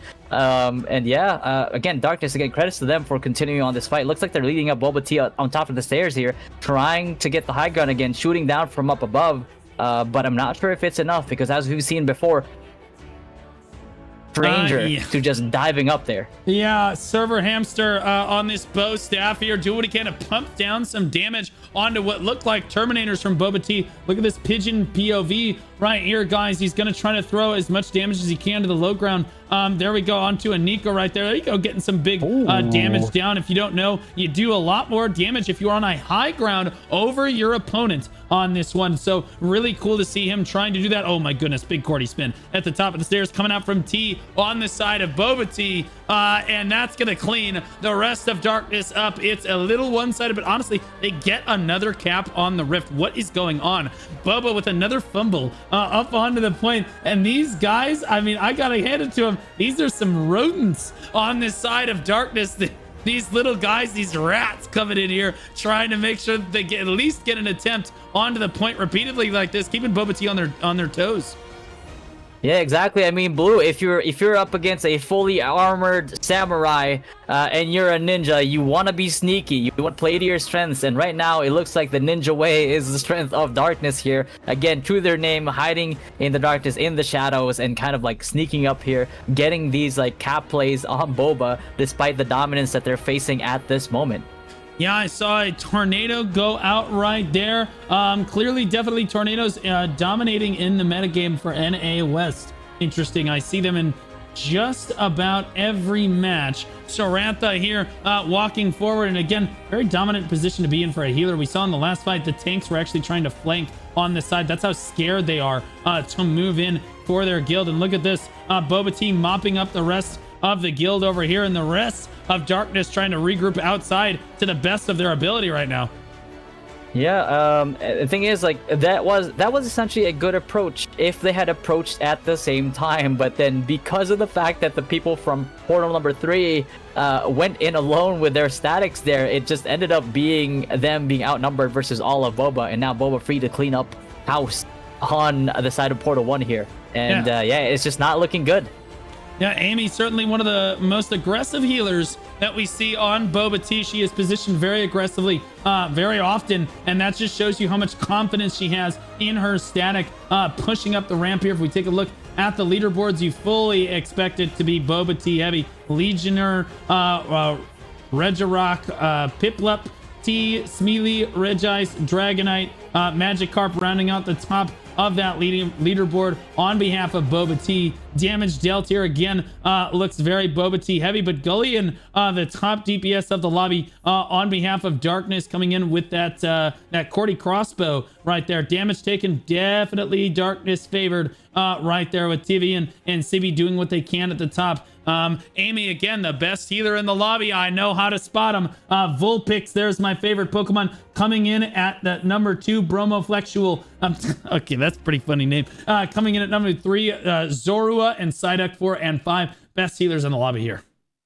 Yeah, and Blue, speaking of Vulpix, we know that Vulpix is not the final evolution. I wonder, and this is just a prediction of mine, I wonder if these guys end up evolving as they get closer to the finals and get into their final evolution here and power up before. I wonder if we'll see Diglett going into a Doug Trio here, or maybe Vulpix transforming into Ninetales. Well, maybe we'll see like full evolutions. It's kind of I'm kind of curious if that's the angle that they're kind of approaching here on the side of Boba. That is an interesting take right there. I actually do want to see them evolve a little bit, because right now, evolutionarily speaking, they're moving like slugs around the map here. Although they are overwhelmingly dominant, they have allowed Darkness, who is getting absolutely turbo farmed, to almost take control of the Rift, not once, but 2 times so far in this lobby, getting well overconfident in their own ability here. So honestly, again, I give the credit where credit's due. The Darkness shot caller, in my opinion, is doing a much stronger job than Boba Tea, despite the fact that Boba is winning. He's not, the Boba shot caller, not really able to wrangle in his troops in a confident way. There's Clever running down to the low ground. And again, look at this. Look how many people from Boba are actually standing up on that high ground, while the other half of them are engaging head on into Darkness already right now. Darkness taking the best engagement that they could possibly look for, while the rest of Boba is occupied elsewhere. Amy standing in the middle of everything. There goes a kill down there. Mike getting a kill on behalf of Darkness. There's another kill coming in. So again, there's another tornado going through the fight right there, trying to hold that choke down. But here comes the rest of Boba Tea on the rotation. Again, Darkness doing what they can to get these regroups down. I'm very impressed that they consistently get regroups down as one-sided as this kill feed looks. Yeah, exactly. And then I think on the side of the shot caller of Boba, maybe just not enough gym medals yet in order to get all of these legendary Pokemons to obey his commands. And that's probably the reason why, and probably the most logical reason I can personally think of. But yeah, on the side of Darkness here, again, luring Boba all the way deep into portal number 1. And it's kind of like, I'm kind of curious as to, you know, what play is Darkness gonna do here, as I do see them sneaking a little bit into the broken wall here close to the rift. Is this gonna be another sneaky deaky play? Oh, another XD level play right here coming in. It does get scouted by you, Mom, right there, and here comes Boba back to the point right now. They do manage to get positioned in the courtyard. At least most of Darkness manages to get in here before Boba Tea does. There's the rest of Boba Tea, though. It does not take all of Boba Tea to run through you, though, and that's the problem, is they're gonna run straight through them. Sadly, they just couldn't get regrouped fast enough on this one. It is too little too late on behalf of Darkness for that engagement. Exactly. I thought it was going to be another rift play on the side of Darkness here, but unfortunately the Samurai a little bit more ready for the Shinobi on the side of Boba here. And yeah, looks like the shot caller on the side of Boba managed to procure more gym badges, and looks like his team is a little bit more responsive to his calls. And again, Darkness not able to go for the rift play that they usually have the entire match. Yeah, Boba Tea basically running around, absolutely farming everything in their path right now. 9 minutes left on the clock. Darkness in a lot of trouble. Look at them taking the high ground this time, and we'll see. Again, this is going to put them to the test right now. They're actually probably going to let Boba try to hard engage them here. I'd love to see some of the Boba flankers go around the outside. That would be the smart way to engage it, what a top-end guild would do. But that they're not a top-end guild. They're going to just push right through the middle like this into all of the high ground engagements. There we go. Dragonite coming around the outside. Whooper coming around the outside. Darkrai coming around the outside, at least a little bit late on the engagement right there. But again, and then Audrey and I up on the high ground doing what they can to fire down to the low ground. They're just stronger than Darkness. Darkness was ready, set right there. They did manage to get a few kills on that engagement, but Boba just expressing dominant. Yeah, exactly. And here, Snorlax, the Steelheart SNS Spear with a Death from Above, body slam straight into the choke point here, and just decimating the rest of Darkness with that engage that they made. And yeah, Darkness forced to spawn on portal number 3, try to take the high ground again. But we've seen this before. Boba rushing up the stairs, not hesitating even a little bit, despite the strategic disadvantage that it might cause. They just have no reservations. They will just push up straight up here. This Boba has the hunger of a team that has been dodged for the last 2 months and are finally getting a fight. And they are just excited to be in the tournament because people can't dodge them anymore. That's the kind of energy I'm getting out of this. I have not seen a guild in the tournament worldwide chasing around kills this aggressively in a lobby. Just hungry to get that PvP in there. Darkness doing what they can to try to hold on, but honestly, it is a little rough. You got to give them credit. Again, the resiliency on the side of Darkness looks really good, but very difficult. Yeah, exactly. But I mean, again, Darkness, there is 7 minutes left in this fight. You never know what they're hiding in the shadows. Again, it might be light out right now with a lot of yellow on the side of Boba here. But again, Darkness might just come. We never know. This looks like a big bait on the side of Darkness here, trying to lure them all the way as deep as they can. Look at them running all the way in the back of portal 3 here, trying to lure Boba as much as they can. And it looks like I promise you, if I were to go in portal number 1 and portal number 2 right now, I probably will see a few reds spawning here, trying to sneak up but Boba seemingly prepared for this play that Darkness is able to kind of pull on them a few times in this match already, sending over multiple, actually like looks like 2 to 3 flex teams just to make sure that this doesn't happen again. Yeah, Colty Poo down here trying to take playing a game of cat and mouse with the remaining frontline members of Boba Tea right there, trying to get a cap on the rip. But finally, Boba's starting to clamp down, starting to show some competence as a dominant guild in this matchup. They're not going to let that cap go off again. They've seen that at least 2 times already now. And again, it does look like the Darkness has kind of held their spawns right now, as they don't know exactly where they want to spawn from quite yet. They're trying to spread Boba Tea as thin as they can. 2 flex team from Darkness on portal number 2. I wonder if this is a fake or this is an actual push on their end here. No, the main ball is going to do the Alamo strat. Like the main ball is Alamoing right now. Red alert. Here we go. They're coming down to the low ground. That is not what you want to see, man. But you know what? Sometimes you just have to Hail Mary. Hopefully they had their rosaries in their hand and they were all praying together, because as they land, they are getting they're going to need God, so to speak, in the next few seconds as their toes touch the ground here. Boba Tea is just going to wipe them. Yeah, they're gonna need the help of God and possibly anime, but unfortunately Pokemon is on the side of Boba here. Yeah, we have the power of Flight Blue, but he chose to end up in a corner. That is a choice, not an accident. And yeah, unfortunate for the side of Darkness, just complete wipe in a matter of 30 seconds. Yeah, let's talk about this for a second here, because we're obviously going to see Boba probably move on to the next round of this tournament, and they're going to move on and fight Milk, interestingly enough. And as strong as Boba Tea is, do you think that they're strong enough to beat Milk? I haven't heard much about Milk. Yeah, so the thing is, coming into this tournament, into this next match that we're going to see up next on Thursday, right, is going to be Milk ended up getting the castle out of everybody in their alliance, so they will be coming in with the extra heavy damage and extra heavy attack evasion into this fight with Boba Tea. And right now, with the higher level guilds going up against each other like that, I wonder if that's going to be enough for the side of Milk to win, kind of like get the upset on Boba, because like Boba definitely more of a favorite to win by far, by a clear mile versus Milk. But with how everybody is min-maxing stats at the moment, especially with the new earrings coming into play, with the added evasion, that side or back evasion that some of these earrings are giving away, I wonder if that's going to be a factor into them like having that upset. Yeah, the earrings are certainly going to shake things up in the middle of the tournament, as did the most recent patch that some people were happy about, some people were unhappy about. It is what it is at the end of the day. I'm curious, LF, based on your knowledge of NA West, do you feel that all of the strongest guilds are all just allied with each other in the same alliance? Do you think that Milk and Pineapple and Boba Tea like this are all allied with one another because they are the strongest, or do you feel that the strong guilds are spread out between alliances like we see over on NA East?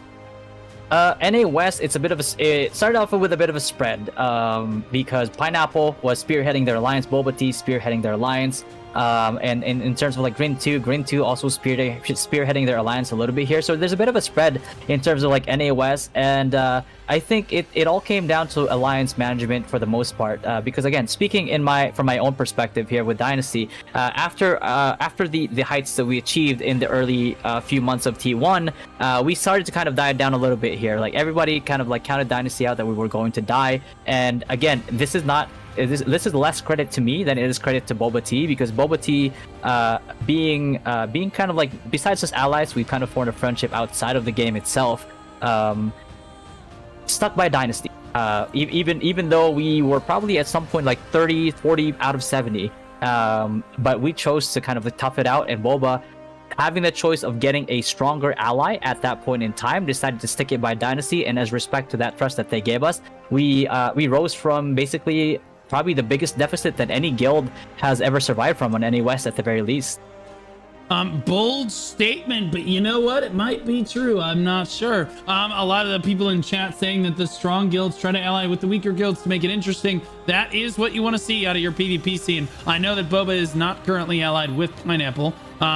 sorry it came out that way, but like I was just wondering what the general lineup seems to look like, because sometimes I know in Korea at least a lot of the strongest guilds are kind of allied with each other. That does not make for a fun time right here, as we see one more time Darkness is diving down to the low ground with 1 minute and 30 seconds left to go. This might be the last attempt we see them make here, and certainly they had a valiant effort, but Boba Tea just cleaning them out. Yeah, exactly. And again, with 1 minute left on the clock here, 1 minute 17 seconds, it is looking pretty grim for Darkness. But again, besides facing the top guilds in the tournament here, Darkness themselves have proven that they have that inherent fighting power. We've seen the place that they were able to make despite being at a disadvantage here in the fight against Boba Tea. And I mean, honestly, I'm looking forward to their fights starting on Thursday. Yeah, absolutely. Boba Tea certainly expressing dominance, making a statement in this round of the tournament here. We're going to see them fight Milk coming into the next round of the tournament. We're going to see Dynasty versus Kaonashi. That's going to be an interesting match as well. And then Pineapple versus Eclipse. How strong do you feel Eclipse actually is? Do you think that they can match up with Pineapple? Unfortunately, because of how much of a favorite Pineapple is, I'm gonna have to give it to them. But then again, Eclipse, we don't really know. There's a reason why they were able to win despite the bit of a deficit there versus Whalez before. So you never know what Eclipse is gonna bring at this point in time. They did opt for that 30v30 before. I'm not sure if it was kind of like a scheduling issue that they had, but again, maybe at this time around they bring the 48. They are in the same alliance, so regardless of who wins this matchup, one member from their alliance ends up moving forward. Yeah, we will see here. And again, even if they lose, they will see them in the losers bracket of this tournament, as it is double elimination. We look at the leaderboards here. It's looking awful. Boba Tea favorite if you're a Boba Tea fan. Defeats at 110 for Legionnaire. Regirock at number 2. T at number 3 on that Cordy crossbow right there. Pinlup at number 4 and Regice at number 5. Again, and interestingly enough, a spear greatsword right there in at number 4. The assists look exactly the same. Regigus right here coming in at the top healer on the assist leaderboard here, looking good at 169 heals right there. Nice. Defeats damage dealt Legionnaire, Regirock, and T. Again, Magikarp coming in at number 4 with that Cordy crossbow. Once again, damage taken CYBY. Divian, Sun Donald, Snow, and Belogish coming in as the top 5 in the lobby. Wow. Almost 48 million damage healed for Amy right there. Vulpix coming in at a measly 25.4 million. That overhealing doing a lot for Amy in this one. Brobo Flexual coming in at 22.5 million as well. The top 3 healers of that lobby. Definitely one of our more one-sided matches, LF. Yeah, exactly. And again, Amy, one of the trainers here for the Pokemon, leading the pack, and again, kind of throwing potions at their Pokemon as he commands them to fight, which is it's very lore accurate in terms of Pokemon. So again, Amy, enough gym badges to take command of his static, and sends them out to fight, and they fight for her. Sadly, no Pokeballs available on the side of Darkness in that match, but that's okay. We'll see him go to the losers bracket of this tournament. It was good fights to both teams regardless. We're going to take a look at Grin versus Holy Crepe next. And Grin is a hyped up guild in this tournament. A lot of people think they are very strong, but we saw Holy Crepe in the first round take out Warband. They are from the Invoker server, rank 1 in their alliance with Nazgul, Full Contact, and Obsidian. They're rank 3 on the server with 4 siege wins. Their prediction was rank 8.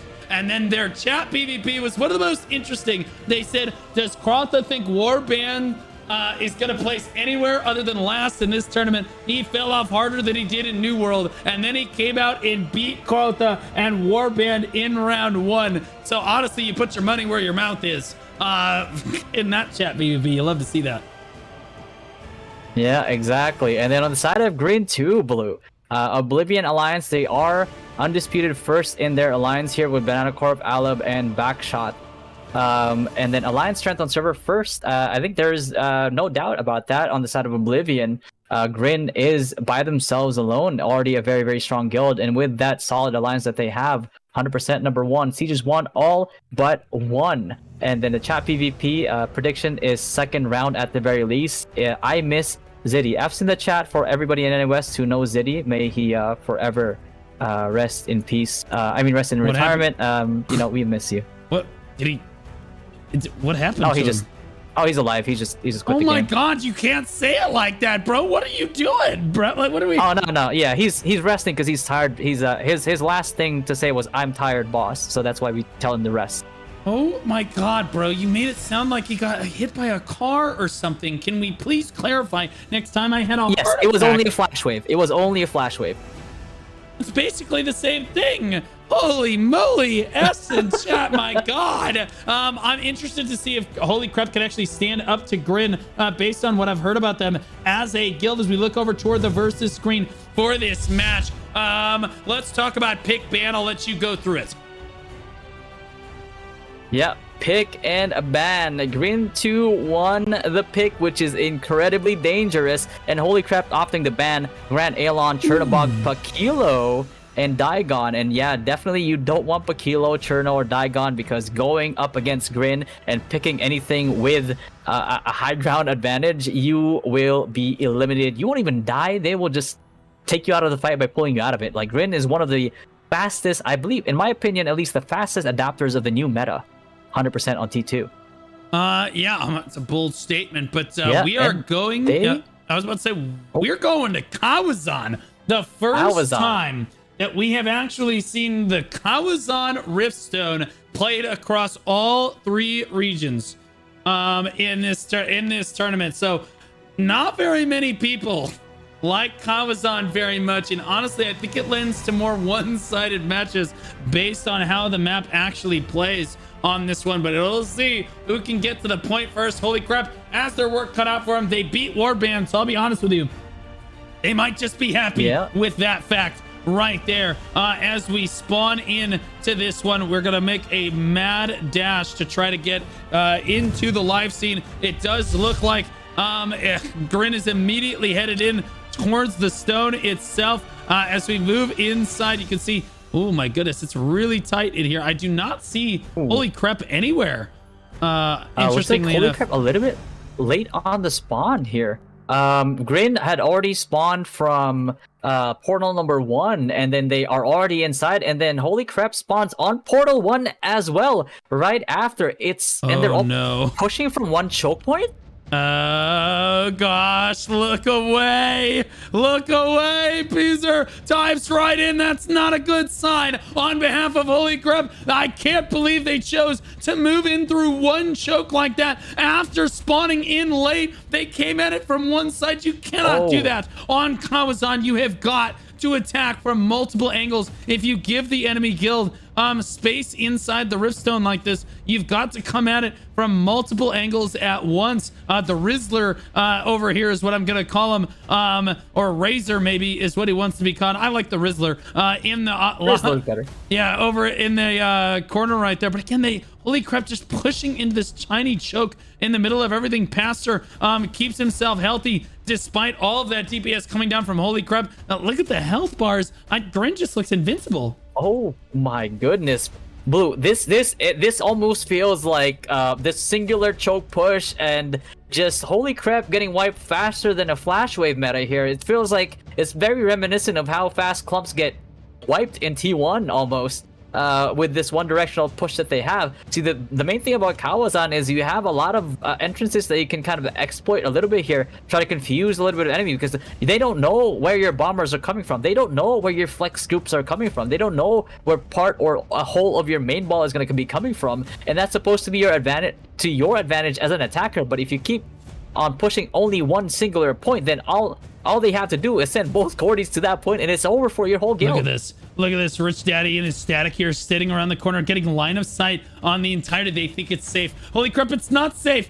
It's not safe, guys. Oh my goodness. Edelin scouts them out right there, and now they're the ones being hunted. They get pulled in, and they're getting taken down by Holy Crepe right there. So honestly, that's a good scout on that static right there as Holy Crepe tries to push around this corner. This is going to be an extremely difficult time, though, as Grin is not scared to push out from this from this little courtyard that we see, or in this little lobby that we see over here. It's just caught up in this choke point. It's actually very back and forth now as Grim starts to lose a little bit of control of that engagement right there. I think the Static got a little bit optimistic after they got scouted like that. They probably should have backed up, but that's okay because the rest of Grin does not care. Oh wow, look at that, I can go through there. Yeah, exactly. And then yeah, that's the thing about like Grin is that if people played just historically when it comes to previous games like New World, Guild Wars 2, you probably have heard of a guild called Aggression, which is part of like where Grin's core comes from, part of like basically what Grin's leadership is, with a mix of members from TNL. And again, the way that the Grin leadership operates is that they're of one mind essentially. One whole Zerg, one whole clump, one whole guild, following one person and executing the same action, the same goal at the same time. That is exactly their mantra when it comes to these things. When you come into this like in one singular choke point, when you come into this choke point with one single clump, they will dive you and they will eliminate you within the time that you are in that CC, and they will make sure that happens, and is exactly what we're seeing in this fight so far, Blue. Interestingly enough, Holy Crepe now trying to push from both sides, spreading Grin out a little bit, and that is good for their guild right there. For those wondering, this is round 2 of the tournament. Holy Crepe did win against Warband in round 1 like this, and I know that people are complaining about seeding. This is how tournaments work. Eventually somebody has to fight the best seeded teams. Somebody's got to do it, and in this case it is Holy Crepe doing what they can in this case. But man, Grin looks really strong, so seeded correctly, I would say, in this tournament. And Holy Crepe has their work cut out for them as they try to attack on 2 fronts here, LF. But yeah, even that's just a little bit of a struggle. Yeah, exactly. And this is, again, like you said, Blue, this is why buys exist. You would not want to face this guild in round 1 of the tournament. So it's really... Exactly, and this is exactly why you want to have them as a buy in round 2, because then again, it's not going to be a fun time for the people that are seated below them, because yeah, it's always just going to be a stomp.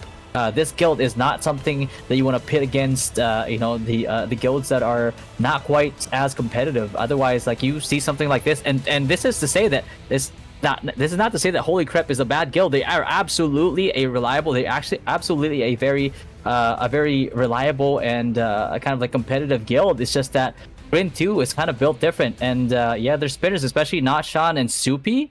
Man, if you've seen the montages that these guys post on YouTube, you'll see exactly why they are to be feared. Yeah.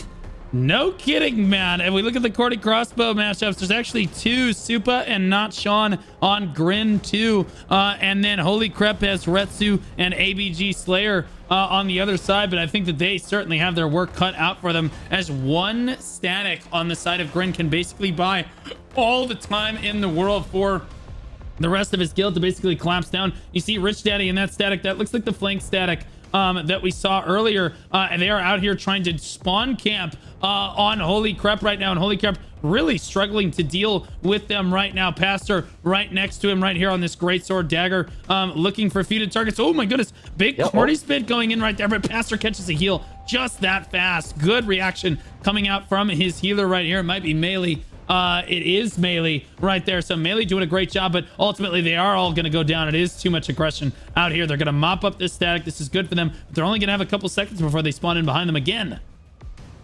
Exactly, and that's essentially what Grin's strategy is. Pastor's group, which is very notorious as like Grin's kind of like flex team that is usually hunting down priority targets or holding and essentially just getting as much value as they can out of their Static, right? So you can see on the outside here by Portal 1, Pastor's group just holding off what looks like 3-4 parties of Holy Crepe here, and somehow living through it, just playing life, and they're getting insane value here. The rest of Holy Crepe that are trying to push into that singular choke point by Kalazan's side is just getting demolished because the rest of their guild is getting held up here by one Static. Yeah, Rich Daddy doing his best here. Crossbow Dagger showing us exactly the POV that we normally see from Crossbow Dagger right there. Dashes around, looks very flashy, but ultimately coming up short. It's a very difficult class to make work in this kind of a format, but certainly there are some super gamers that do manage to find it and make it happen here. Again, Rich Daddy is going to approach one more time, catches a heal from his healer right here, but again, is continually taking damage. Another heal from his healer. Again, a DPS is only as good as their healer is, and it looks like the rest of Grin 2 has decided, yo, we're coming out here too. You don't get all the fun, and now they are out here mopping up the rest of Holy Crepe. Oh my god, the Grin 2 cleaning squad here, mopping up Portal 1 spawn point.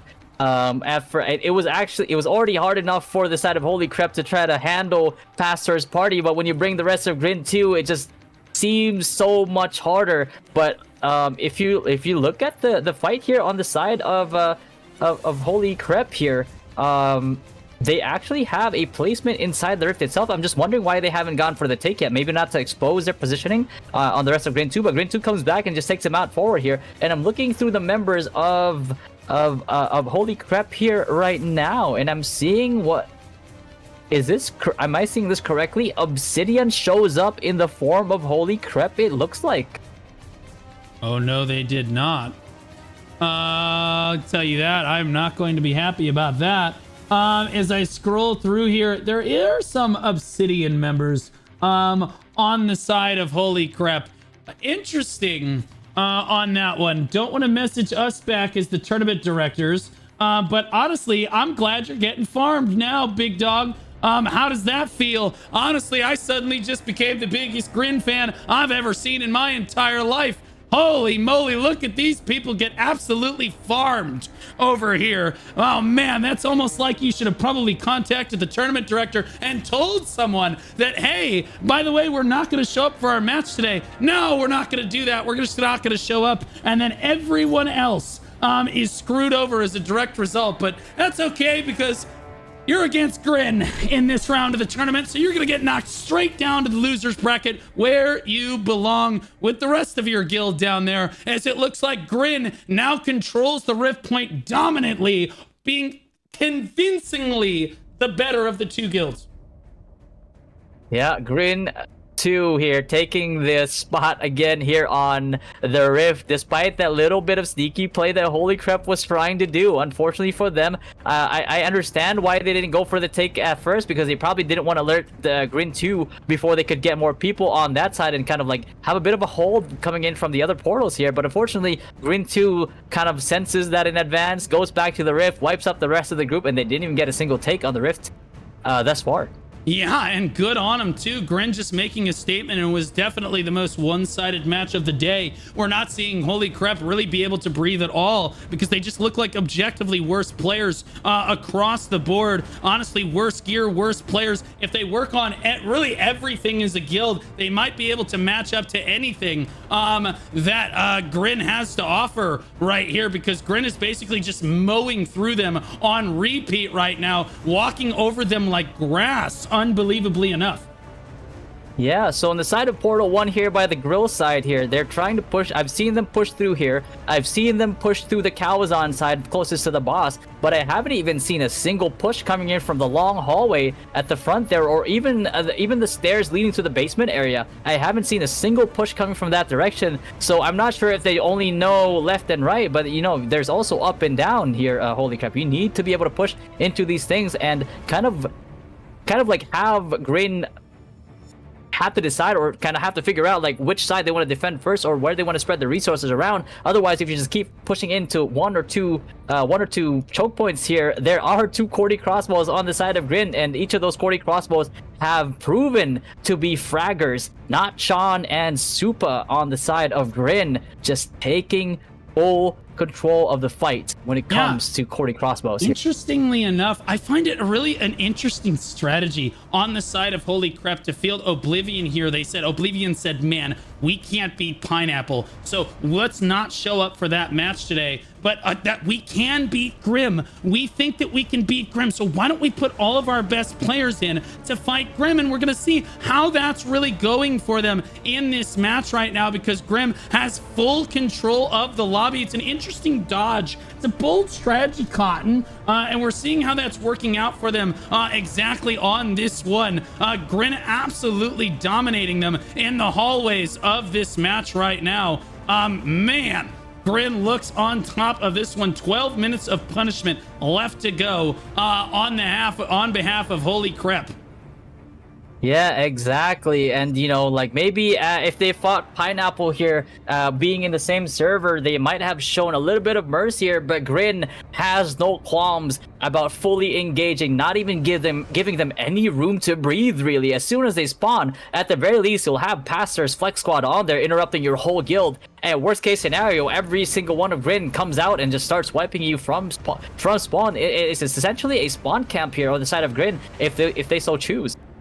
Yeah, and look at that pull in right there. Supa doing a great job on this Cordy crossbow on behalf of Grin right now, demonstrating why their statics are so strong and why they're so highly seated in this tournament right here. Rich Daddy and the rest of his static constantly spawn camping out here, just making it basically impossible for Holy Crepe to even get a foothold in this match right here. So honestly, yeah, I think they might be in for another rough 11 minutes. And if we look ahead to our next match of the day, the next match that Grin might be fighting here, do you think that Bloodline or Aquaria has the upper hand in our next match of the day here?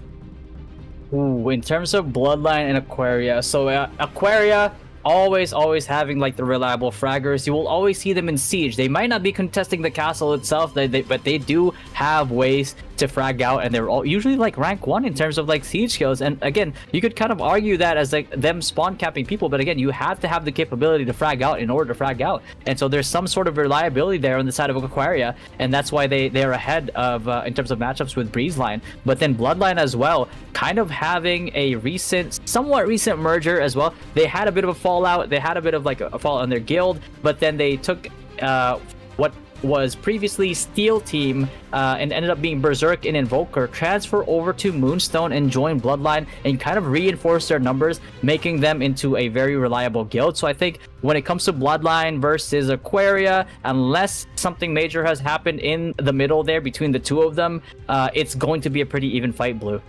Yeah, absolutely. As most of Holy Crepe steps into a tiny little choke point and stands there for about 40 seconds, wondering whether or not they're going to tell the tournament directors whether they're going to show up for their next match in the tournament. And while they were pondering that exact question, they finally got Cordy crossbow spun again, and the whole guild basically got wiped in a matter of about 4 seconds on this one. And a few of them did manage to make it up the ramp, but I don't think that they're gonna make it much further.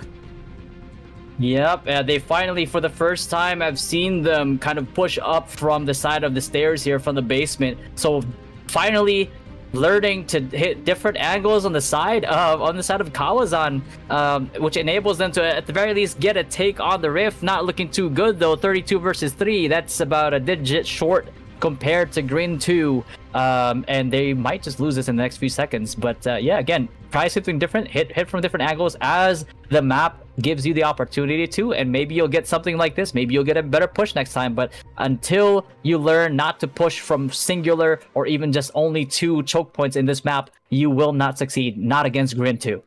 Yeah, absolutely. Grin pushing out again towards every single spawn as Holy Crepe in full retreat, trying to run for their lives as Grin just runs through them like an ocean of yellow health bars on this one. And they're just running to try to see what they can, to try to do anything they can to try to get anywhere near the point. If we look at the leaderboards right here, you can see defeats Not Sean, Supa, and Kiaru, NZZR, RZZR, the top of the leaderboards for Grin, but almost entirely dominated for Grin. The number 14 is the first Holy Crepe that we see here. It's ABG Slayer doing a great job on his Cordy crossbow right there. Overall in the assists, you see 187 assists right there, 145, 138, 117 coming down. And again, it's very Grin favored.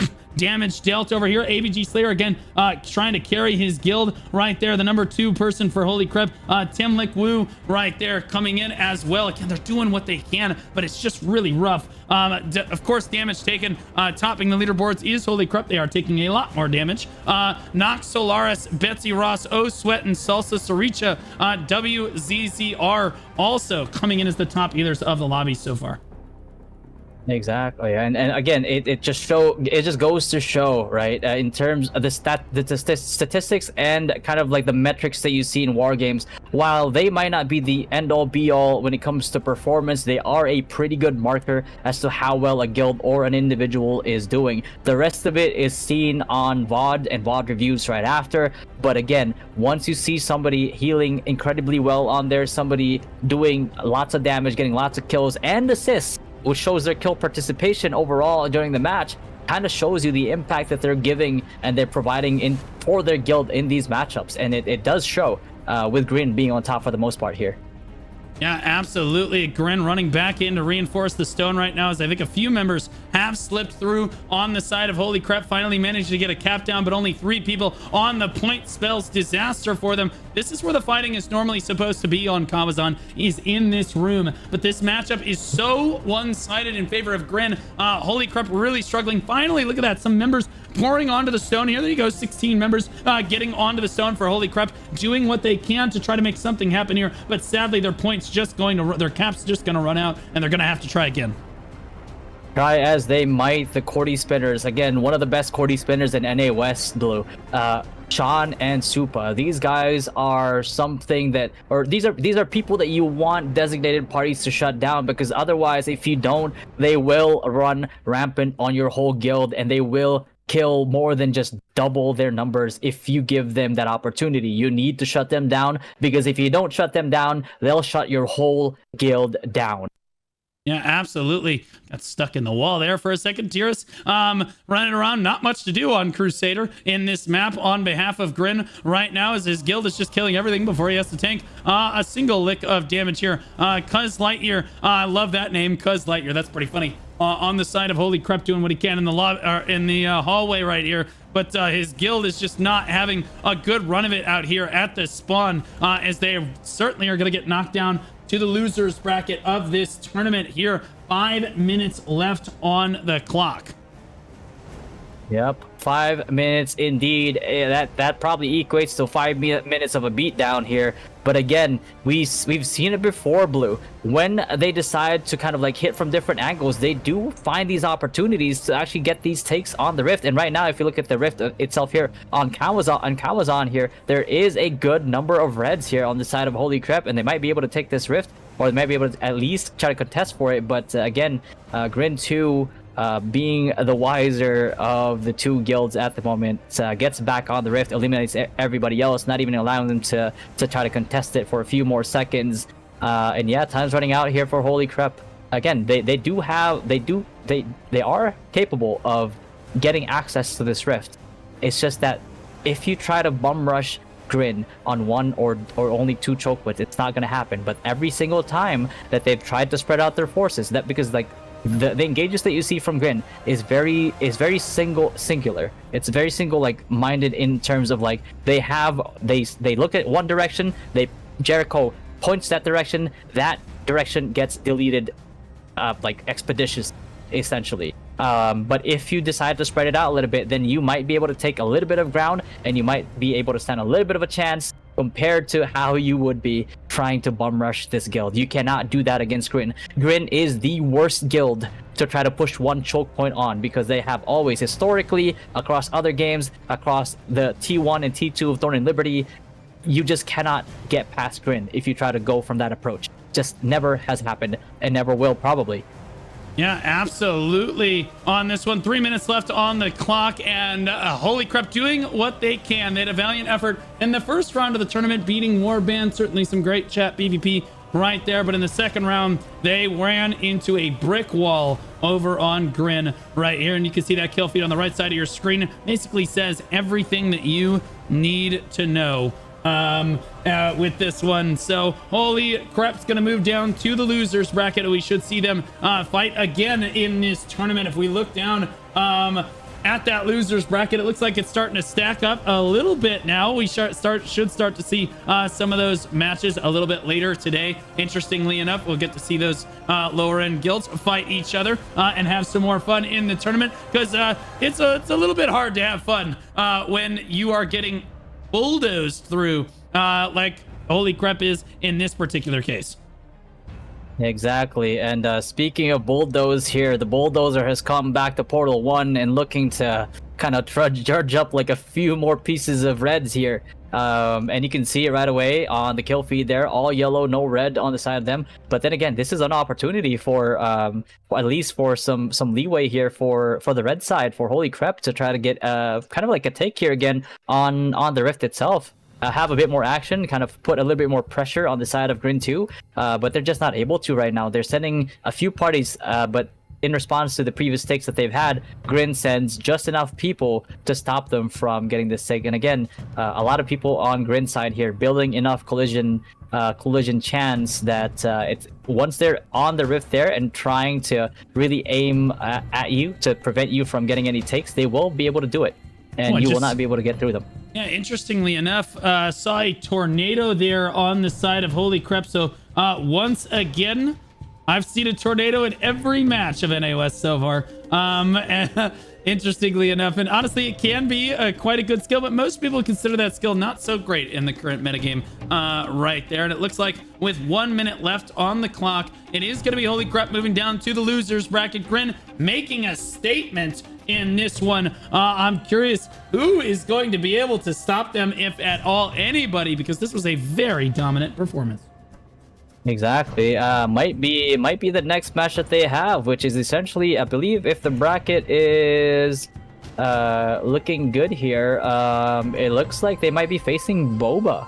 Or, oh, wait, rather? No, they're going to be fighting the winner of Bloodline versus Aquaria, which is why I asked you about that earlier. Interestingly enough, yeah, Boba's going to be fighting Milk, which is going to be a crazy good matchup as well in the winner's bracket here. Dirk's on, just making sure no one gets even an attempt on the point into the final 25 seconds of this match. It is all Grin, all smiles all the time on behalf of Grin today. They looked good all the way to the finish line. With this one, Rancy picking up some of the last kills of the lobby here. Grin definitely enjoying a victory, in an easier victory in their first match of the tournament here. Time ticks down. Let's see who the top DPS and kills of the lobby. It's not Sean Supa on those Cordy crossbows. NZZR, Kiaryu, and the Rizzler coming in at number 5 there. Spear Dagger, interestingly enough, a Gladiator. We do see that from time to time on Kiaryu if they're great players right there. The assists, again, the same usual suspects, except AP is in there this time, coming in at number 2. AP at top at number 1 on damage done on that Gladiator class. The Spear Greatsword looking good. 5.3 million damage done. Beautiful job on his part. Damage taken 2.1 million, 1.6 million for Subi right there. The amount healed 32.3 million, 28.7 million from O Sweat, Betsy Ross, and 28.2 million right there as well. So certainly a one-sided match. Yeah, exactly. Definitely a one-sided match here on the side of Grin, and as expected, Grin has always been like one of the more dominant guilds in NA West. Even when they first transferred into the most competitive PvP server NA West back then, Crimson, they definitely showed out a lot of guilds and raised the bar when it comes to competitiveness in the server. And yeah, the dominance stays true. Jericho, part of the leadership of Grin, really knows how to build a composition, really knows how to read the meta. He knows the recipe to success, and he'll go and get it regardless of the cost.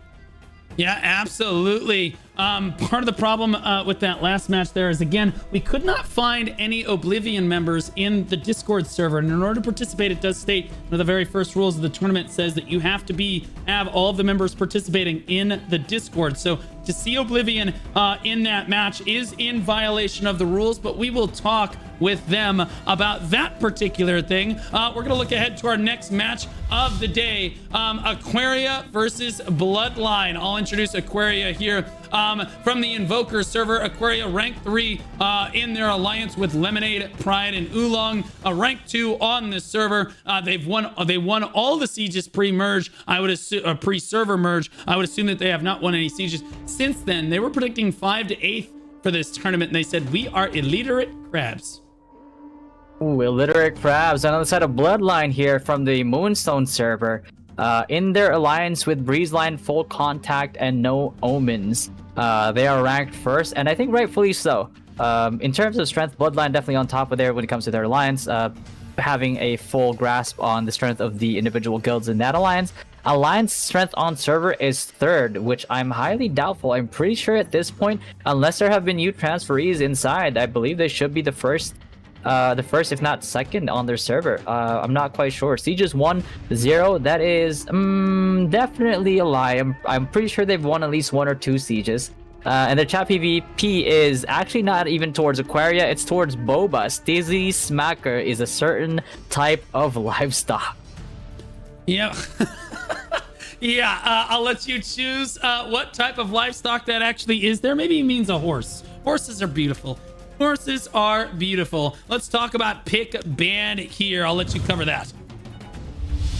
Yep, pick and ban here on the side of this game for Bloodline Aquaria. Looks like Bloodline won the coin toss, and so they chose to pick. Aquaria decided to ban Malakar, Chernobog, Daigon, and Pakilo. So two of the T2 maps already gone, and Bloodline, of course, knowing that this is going to be a pretty close match, decided that they're going to play it safe and they're going to play on Azrael from the looks of it. Yeah, absolutely. Azrael is the choice once again. I'm curious, do you feel that this match is going to be closer than our last few matches that we saw?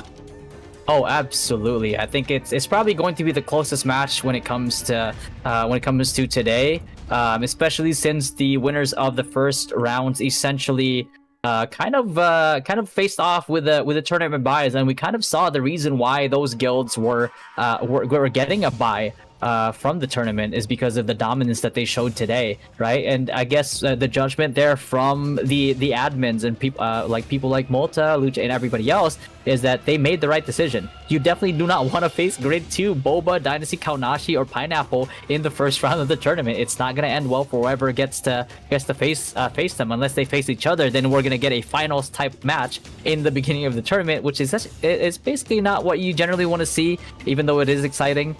So yeah, on the side of the admins there, yeah, definitely the best decision they could have made. Yeah, interestingly enough, Aquaria took out Breezeline in the first round of the tournament. Breezeline down in the lower bracket, but took a free buy today because, again, Obsidian chose not to tell anybody that they were not going to show up for their matches, so they get to move through to the next round of the tournament as well there. So we are seeing Bloodline versus Aquaria. This should be a really close match. We are go on Azrael. This hopefully is our closest match of the day so far, because I'll be honest with you, we've seen why NA West had the seeding that it did. Exactly, and again, the seeding was pretty apt in terms of accuracy there. But in terms of this round 2, I believe this is the final match of the day, or do we have another one after this? We have Whalez versus Warband, and then we have Cat Cafe versus Full Contact. Those. Speaking of which, well, let me touch on those two a little bit. Those two will also be good matches, but this one in general here, we're seeing kind of like the side of Aquaria positioning first on the Rift after spawning Portal 3. Yeah, we're seeing Aquaria come down and take the control of the Riftstone first. If you can tell us where Bloodline is spawning in, we have a lot of Bloodline fans in the chat here, so we're interested to see this first engagement as we warm up for things here.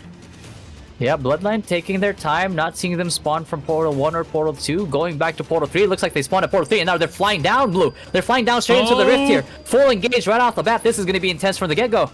Oh my goodness, Bloodline just goes for a hard engage. I'll be honest with you, it actually caught Aquaria unaware. Aquaria was looking the other way. They thought they were going to come at him from the other side, and they got a big kill feed on that side. And then Aquaria battled back with a kill feed of their own, and this is just as close as people let on. The kill feed is very back and forth for both guilds. We should see them both trickling back to the Riftstone right here. It is going to be an all-out brawl. Neo picking up a lot of kills right there. It does look like, let's see, who's got the Cordy crossbows? It's Kempachi and Fatboy for Bloodline are the two Cordy crossbows to look out for. And then Crash and Twisted are the two Cordys on the side of Aquaria. Enigma, New Moon up on this high ground. Uninterrupted Staff Dagger firing from this high ground. This is not what you want to see. Interestingly enough, decides to jump off all on his own to try to reposition on this one. Maybe he felt like that spot was a little bit too hot, LF. Yeah, exactly. A little bit too hot indeed, as we kind of saw Bloodline coming in hot. Usually when you see a fly down like that, it doesn't end well for the Air Force that's coming down, but Bloodline here showing exactly why the expeditious engage that they were able to do there is working in their favor. And the game, the GVGs, the competitive environment here in this game is a game of inches. If you are a second, 2 seconds too late on an engage, too slow, you might lose it. But again, Bloodline proving that, taking the opportunity when catching their opponent unawares is going to be in their favor. And again, it's a bloodbath right now on the Rift itself here. We have 2 minutes before this thing even opens, and the kill feed is back and forth. I honestly, if you ask me right now who might end up getting this Rift, I really couldn't tell you, Blue, because blue and yellow right now kind of back and forth when it comes to kills. And yeah, we still have 1 minute and 51 seconds. It all depends on who gets the posture correctly here before it comes up, and maybe they'll get the first take. But with how close this match is so far, I don't even know who can posture close to the Rift at this point, because all they have to do is spawn Portal 1 and Portal 2. I'm trying to look for any flex teams right now camping either portal, but it looks like I don't see any from either Portal 1 or Portal 2. Possibly Portal 3 here. About 1 or 2 statics fighting on this side. Not enough though. Just a bunch of Bloodline right now stopping about a static's worth of Aquaria, but that means that they are another static down on the Rift itself, and you can kind of see Aquaria slowly creeping up on Bloodline here, even though Bloodline winning this fight on the Rift itself, but Aquaria kind of slowly... Aquaria is full backed off. I think they've full backed off at this point, very intentionally moved away, and we see Bloodline with the top healers in the lobby right now, but the rest of the leaderboards are split back and forth. Big engagement in the choke point right now that is not good on the side of Aquaria. Bloodline certainly has the upper hand right now, but the flankers on the other side, look at those red health bars on the back line, doing a really solid job of putting DPS down on the backside of Bloodline here. Jubei helping out greatly right now on this gladiator class here. Finally, we get a wonderfully close match, it looks like, at the start of the day, because the leaderboard is certainly back and forth with 20 seconds to go until the Riftstone actually opens up right now. We're going to see which guild is actually dominating. Yeah, and you can kind of see that in terms of like dominating, none of them so far, because even when Aquaria decided to go for a full regroup here, they had a static and a half, or around 2 statics still playing life on the Rift itself, so that when that engage, usually ending up as a bad engage on the small stairs there by Portal 1 and Portal 2, they managed to make it really good because of the fact that, like, again, their statics that played life on the Rift itself ganked the backline, kind of like dove on the backline of Bloodline, and then that allowed their the rest of their main ball to kind of flood in here. And again, that's why you see a kind of a mess of a fight here all over the place. This is looking like a true battlefield, Blue. Yeah, LF, it looks like that percentage is slowly climbing forward. If you're a Bloodline fan, that is a very good sign. But Aquaria does manage to get onto the board here. They just don't have enough people on the Riftstone. Only 18 people able to actually get onto the stone, and I have to think, you have to give it to the healers over in Bloodline. If you take a look at the healing leaderboards, it's very Bloodline heavy. Aquaria not bringing enough healers to the fight, A, or B, their healers just not showing up the way they need them to, because the rest of the squad, the damage dealt is really close, the kills are very close, the assists are very close. You're just not seeing them at the top of the healing leaderboards here. Yeah, exactly. And I'm looking at looks like a familiar name here, Dodo. I'm not sure if that's the same Dodo 8 that used to play BDO and also kind of coach for the side of Team Liquid there, but that is a familiar name. And if that is the same person, it's going to be a boon for this side of Bloodline here when it comes to winning this fight versus Aquaria. But Aquaria again fighting back as much as they can. Still taking control in the corner here by the Rift take, but Bloodline again at 70% right now is looking to be the ones to take this. But if you look on the outside of the Rift Blue, there is a kind of like an attachment of Aquaria here fighting a static from the side of Bloodline. If they win this fight and they get to converge into the Rift take zone itself, they might have an opportunity here to be able to get this back and forth fight in their favor. Yeah, 93% in climbing. Aquaria does manage to get the cap off one more time. They just can't stand on the point as confidently as we're able to see, or as we're seeing Bloodline do on the other side of it here. Again, Aquaria just really struggling. There we go. Oh, a bunch of Aquaria members out of nowhere landed on the Rift Stone. They're going to go for another camp right now. Can they get it down? They certainly have more people on the point. It's a good engagement on the backside. Exit only 2 does manage to get there. They have 24 people on the point to the 29 of Bloodline as they come scrambling back to the point right now. I think on the side of Aquaria, you have to be looking for healers. You have got to start killing. You have got to start targeting down the Bloodline healers because they are the ones outplaying you left, right, and center. And now it looks like Aquaria is doing exactly that. Look how close it is. 28 to 30 right now. And it is back and forth. 23% on the cap, slowly falling, but now it's going back up one more time on this one. LF, we have a match on our hands. This is 100% a match, Blue, and if you're looking at the numbers right now, I'm sensing a little bit of like a 7-minute banger right now in the last 7 minutes of this fight, because right now with 16 minutes left on the clock, I don't really know. I couldn't tell you who's gonna be able to win this fight. It's so back and forth, Blue. It's like 30 and 31 right now. Again, Bloodline getting the lead a little bit here. Oh no, never mind. Bloodline. Oh, back to Aquaria and back to Bloodline. Like, I don't even know, Blue. At this point in time, it's just so hard to tell. Yeah, I think that sadly on the side of Aquaria, you just start to lose control over time. The DPS overperforming in Aquaria to try to lock down those healing targets, but eventually Bloodline is able to get a few healers onto the point and make that difference because they're just that much better. Look at the amount healed right now. I don't even see Emusing as the top healer for Aquaria, and you could barely see him at the top of the leaderboard. Aoki, Excited, Tekeki are the top 3 healers in the lobby. MVPs on the side of Bloodline right there. Damage taken. Aquaria certainly up here, but again, damage taken. Unrealization, the reason he's up here, even though Bloodline is winning, is because he's getting healed on repeat. Damage dealt. Again, now it's looking very Bloodline favored here because they're just able to stand and fire repeatedly. Aquaria, it doesn't mean that the Aquaria members are not good or that their DPS are not doing their job, but I would say that maybe they just don't have enough healers.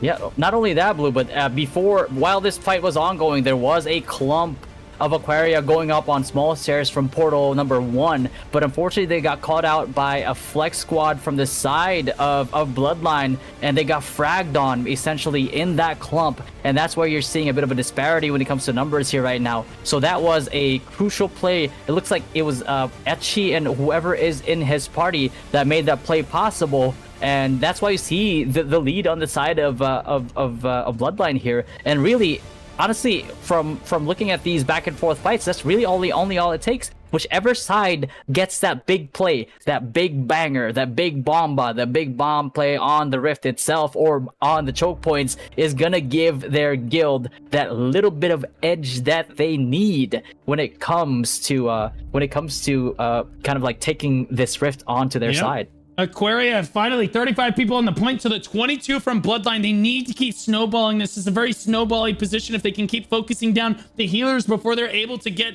with their statics, and that's exactly what they're doing, climbing up over 28%, making this a lot closer now than it should be, considering how well Bloodline statics are actually playing with each other right now. Finally, Bloodline manages to rally 42 people on the point. They group up and then push in as a unit, and a huge wave of them come onto the point. Dorian gets a big kill feed. Fat Boy with another big kill feed right there as well. Holy moly, just killed 7 people on the side of Aquaria, and that should wipe them off the point here. Big frag coming from the side of Aquaria here. Are we gonna see even more? No, looks like, unfortunately, on the side of Aquaria, more frags from Butterboy, more frags from the side of Bloodline, and again, Bloodline damn near double on this Rift, and they will be doubling up on the take on this one. Most likely a cancel on their side, but wait a minute, I could be wrong. I see Aquaria bubbling up to 24, 25, 21, 26 on Bloodline. Bloodline losing numbers on the Rift. Aquaria gaining numbers on the Rift. And this could be, oh, a reversal. Are we going to see a reversal right now? Maybe not. But it's so damn close. We don't even know who's going to end up winning this Rift. It's so back and forth, Blue. Yeah, absolutely. Aquaria finally managing to get back on top, and they have these moments of greatness where their DPS are really doing what they can. Beanbag Games on the back line right now, doing his best to try to heal people. One of the few healers that we do see on the side of Aquaria, and he is doing what he can to try to stay in a safe position as his DPS constantly keep getting pulled in. Oh my god, he just healing circled himself. That's crazy. Over here, no. Emusing right now, again, another healer on the side of Aquaria. Maybe there are more healers in Aquaria, but they're just healing themselves. Interestingly enough, as we move on to Sealy, this is another healer. Everyone I click on is a healer. How are you not the top healer? It's another healer.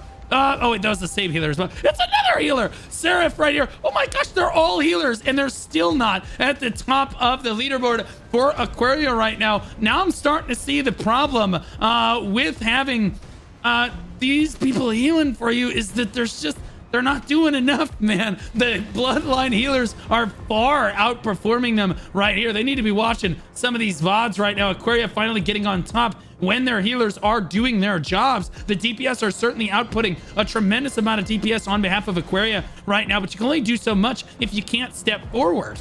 LF. Yeah, I did a bit of quick counting, Blue. I did it in a bit of rush. It might not be that accurate, but I'm counting close to 16 healers on the side of Aquaria.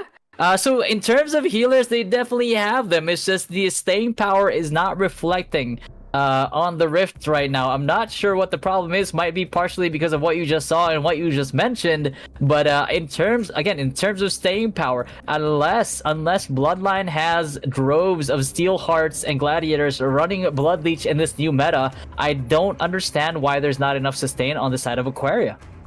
Yeah, again, when you have 18 healers in your guild, you expect to have the most damage healed in the lobby. Faye getting a big kill feed right there. But again, it's not about how many healers you have. It's about how many fingers they all collectively have when you add those fingers together overall, because that's going to dictate how many keys you're able to press on your keyboard at any given time right now. Bloodline certainly having a great show right now for their statics. 35 people on the point over the top of Aquaria, and Aquaria has these moments where they're doing really well. Out of nowhere, they're doing great. Like they just surge onto the point. And again, I have to say that again, those are the moments where the healers are doing their jobs. Their DPS are able to step forward, and they're able to get something done. LF.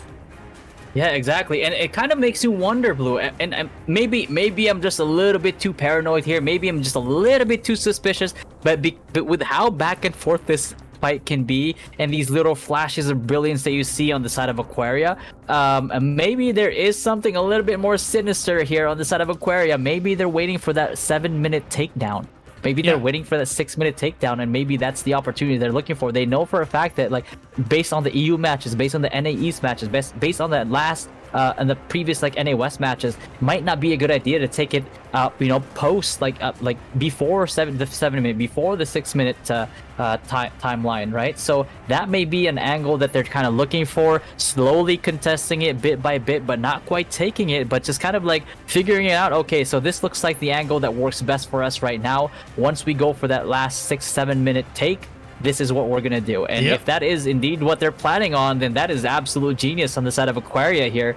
And it would be a sight to see another banger of a last minute take And here we go again, another take from the Stone team on Aquaria's side. Yeah, and once again, I was following Takeki right there, who's one of the top healers in the lobby, and you can see how safe he was playing right there from the audience perspective right there, and he was constantly making sure he was stacking his heals, that Nature's Blessing on everyone around him. And the moment that G-Sauce here got low, he immediately threw heals onto him, and G-Sauce actually lived as a direct result of that again, that healing positioning right there. So again, it is the healers making the difference here. Although again, Aquaria has seen great moments of brilliance as they move in onto the point. They're all able to get on top of each other, and they're healing each other, but just not quite as well as Bloodline is. Yeah, exactly. And again, we mentioned Takeki. Again, Takeki and Hestia here, the power couple. Somehow, I think it's worth pointing out, and I don't mean this in a ridiculing sense of way, but I am seeing Hestia running bow dagger and somehow getting frags. He's actually rank 11 right now in the kill leaderboard as an infiltrator. Maybe my man has found a way to make it relevant. I don't know. Or maybe he's just severely underestimating the side of Aquaria here, but whether that turns out to be a good thing for him or sorely biting him from the behind closer to the end of this match, we're about to see. But yeah, as long as he's fragging out, I guess it doesn't matter. Yeah, so if Teki and that other person are indeed a couple, Teki is definitely playing the top role in that situation, as it were, because Teki is certainly the alpha looking at these heals that I see him constantly, or she constantly throwing out in this particular case, because that person is absolutely carrying right now. Efton on this side on the staff dagger. I'd love to know, who was the bow dagger you said? What was the name? Hestia. Hestia. Okay, like we'll take a look dagger. for them. Yeah, we'll take a look for Hestia here. Yeah, we'll take a look at Hestia. Kills now with. Yeah. Yeah. Again, the battle rages on the point, 25-35 though, as again, Bloodline consistently with more people on the point. Look at that big kill feed on the side of Aquaria. Certainly, again, their DPS putting down a fair amount of work, but they just can't stand tall on the point as frequently as their opponents can. As Ixbix on the side of the Ixbiz, I don't know. Ix over here on the side of the fight, pumping out as much damage as he can on this bow staff that we don't actually see very often on this Liberator anymore. It gets pulled in. Usually that means the end of him. He's trying to get back. No, he is going to go down. Boo in the middle of everything as well. He is going to go down as well, but it's still 27-24. Aquaria starting to get on top of this one again, even if just for brief moments. Yeah, exactly. And we're seeing these flashes of brilliance on the side of Aquaria right now, seeing as they're up to 26%. It's a bit of back and forth again here, 25% now from the side of Aquaria. Again, 6 minutes left. If they manage to take this in the next couple minutes here, or at least the next 3 minutes closer to the end of the matchup, this might be the turnaround that they're looking for. But it looks like on the side of Bloodline, they have the absolute lead. But right now, if you look at a bird's eye view, you can kind of see Bloodline a little bit more clumped in the middle there. If Aquarius sees this, if their bombers see this, they do have double Cordy as well with Crash and Twisted. If they end up capitalizing on this, again, Blue, like we said earlier, all it takes is that one big clump kill. That is something that's going to turn around this match, but unfortunately for the side of Aquaria, it is that clump kill is on the side of Bloodline right now. Yeah, Hestia, the only bow dagger I have seen in the tournament so far right now, and certainly coming out showing why every class in Throne and Liberty is absolutely viable here, as he's top 10 in the DPS leaderboards right now. And his positioning shows why. He's actually positioned quite well on this one, basically avoiding detection, making sure that nobody sees him moving around right now, amplifying those bow skills. Dagger, certainly the weapon you want to use if you're trying to do a lot of DPS in Throne. Hestia gets really low. We'll see if he picks up a heal from anywhere. I've been praising the healers on the side of Bloodline the whole match, and that is exactly why, as Hestia gets back to full health, gets jumped on once again, now kiting. Again, this is more of a victim POV class if someone jumps on top of you, but you can see just how consistently he's able to heal back to full health. Exactly. Usually when you see a GS Dag jump on an infiltrator, it's usually a free kill. But again, credits to credits to Hesia for kind of reacting there fast enough, and also to his healers that is able to top him up. But unfortunately, again, you are an infiltrator, you are kind of squishy, and he dies right away a few seconds later once another person spots him. Because that's the thing about this game, Blue. Once somebody finds out that you are indeed killable, that you don't have enough evasion to evade them, or you don't have enough tankiness to kill them, they will a reliable and a good DPS will mark you for the entirety of that game. And the moment that you cross their that you basically end up on their crosshairs, they see you on their screen, they will go for you because you are, again, the guaranteed kill. Once they figure that out and once they start abusing that, again, they kill you quick and they move on to the next one, the next short kill that they can find. And that's exactly how you play these numbers games on this Rift, essentially. Unless you're a Cordy crossbow or unless you're a clump killer build type of staff dagger,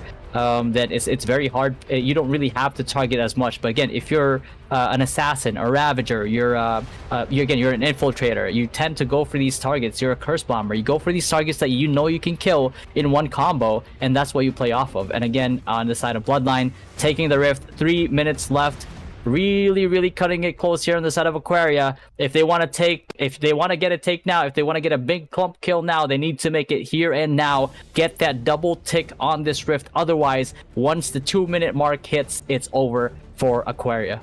Yeah, they did initiate a cap right now, but 42 people on the point for Bloodline because they are so resilient. Man, those healers really busting it out in this matchup here. Interestingly enough, I have not seen a single tornado in this match. First match of NA West, I don't think I've seen a tornado so far here. See Hestia go down in the bottom left corner of my screen right there as Aquaria's time is running out. That cap is gonna get the door shut on them, and unless they get another one going almost immediately. Exit is gonna try on the right side of your screen over there. He is certainly going to try, but it looks like Bloodline has the edge in this matchup. Certainly a closer match, and they had to fight for it tooth and nail, showing why their statics can play so well with one another. Not much shot calling in this match. You're basically saying, guys, I need you to just win on this one, and allowing your statics to just go to work.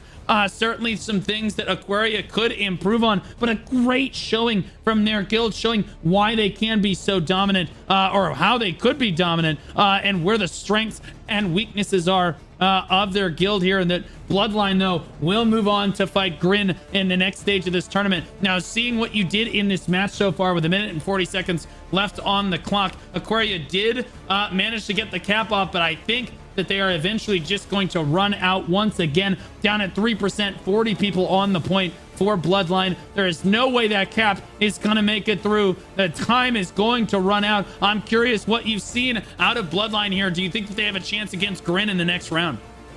Yeah, I think when it comes to standing a chance against Grin, if I'm looking at the leaderboard right now, when it comes to the spinners of Bloodline here, they do definitely have a good performance here. I'm not sure if it's going to be enough to go up against Supa and Sean here from the Bloodline group, especially when Bloodline, in my opinion, at the very least, from what I've seen, both of these teams with how they fight, it looks like to me that Bloodline is more micro-intensive of a guild. So that's why you kind of see a little bit more scatter, a little bit more like different positioning from them. But with this singular mindset that Grin 2 has when it comes to just following one call, one guild, one call, it's a more united play style for sure. And if you clump like you do, like that Bloodline did here right now in this Rift against Grin, it's not going to end well for you. If you pick a boon or a rift zone that has a lot of high grounds that they can pull you off of, you will get pulled off of. So I think that match versus Bloodline and Grin is going to be heavily decided depending on like what rift or what stage Bloodline kind of picks, if they do end up winning that coin toss. Yeah, honestly, again, the pick band's going to get more and more interesting as we move through the tournament. Time is going to run out. Bloodline is the victor in this match today. 63 kills on Neo, 23. Ken Patchy coming in at number 60. Etchy at 54. Fatboy FYB at 52 there. Again, there's the 2 Cordy crossbows and 2 spear daggers rounding out the top 4 right there. Damage dealt 5.4 million almost for It's High Nuna in the Bloodline Alliance. Crash from Aquaria coming in at number 5, valiantly doing what they could. Again, Aquaria doing a pretty solid job in terms of damage done across the board right there. Crash and Twisted on those Cordy crossbows doing a great job. Damage taken across the board. And again, it is Aquaria, but you do see some Bloodline. As one-sided as that was, normally you see when a match is one-sided and the healers are at least reasonably close in overall skill level, you would see the damage taken dominated for the losing guild. But in this case, we're seeing Bloodline be closer to the top of the leaderboards even for this, because if you look over at the healing done, it is a whole lot of Bloodline. 29.9 for Egg-sided Aoki and Teki at 27 and 25 million respectively, and Elboon as well. What a great match for them. Rum, the very first Aquaria healer, all the way down at number 14 at 15 million damage healed. Yeah, certainly a lot to improve on, but a good match from both teams. Yeah, exactly. Great match indeed. See, the thing is, like, even though Bloodline was topping the charts in this and the charts in this one, which makes sense because they're the ones who inevitably won it and kind of like kept taking it back from Aquaria, but you can't discount the fact that Aquaria gave them a run for their money here. And all it took on the side of Aquaria was fighting that angle, was fighting that kind of like opportunity on their side that they were able to get those clump kills, because again, all it took was that last minute take. If they were able to do that, if they were able to find an angle to be able to do that, then they could have very well taken this fight versus Bloodline. Yeah, absolutely. It's going to be really cool to see them go down to the losers bracket and continue on their journey in the tournament. I certainly think they looked really solid overall as a guild. That first engagement was actually pretty cool as I try to line up the instant replay for that. Do you agree with me? Do you think the healers were the difference there? Maybe I'm emphasizing it too much. Yeah, well, the thing is, like, again, it's unless there was a lot of like blood leech on the side of Bloodline, right? Which cancels out their healers. I do feel like not only is it a bit of a healer diff, especially with the Bloodline changes, with the blood devotion changes now, it does end up being a bit of a healer diff. And again, that might not be on the healers themselves. It could also be on their statics not calming enough, or maybe trying to run away from the healers too much of the time, where even the healers can't get to them. Like, that could be another thing too. It's so many things that you have to take into consideration when it comes to like a healer not being able to heal their team.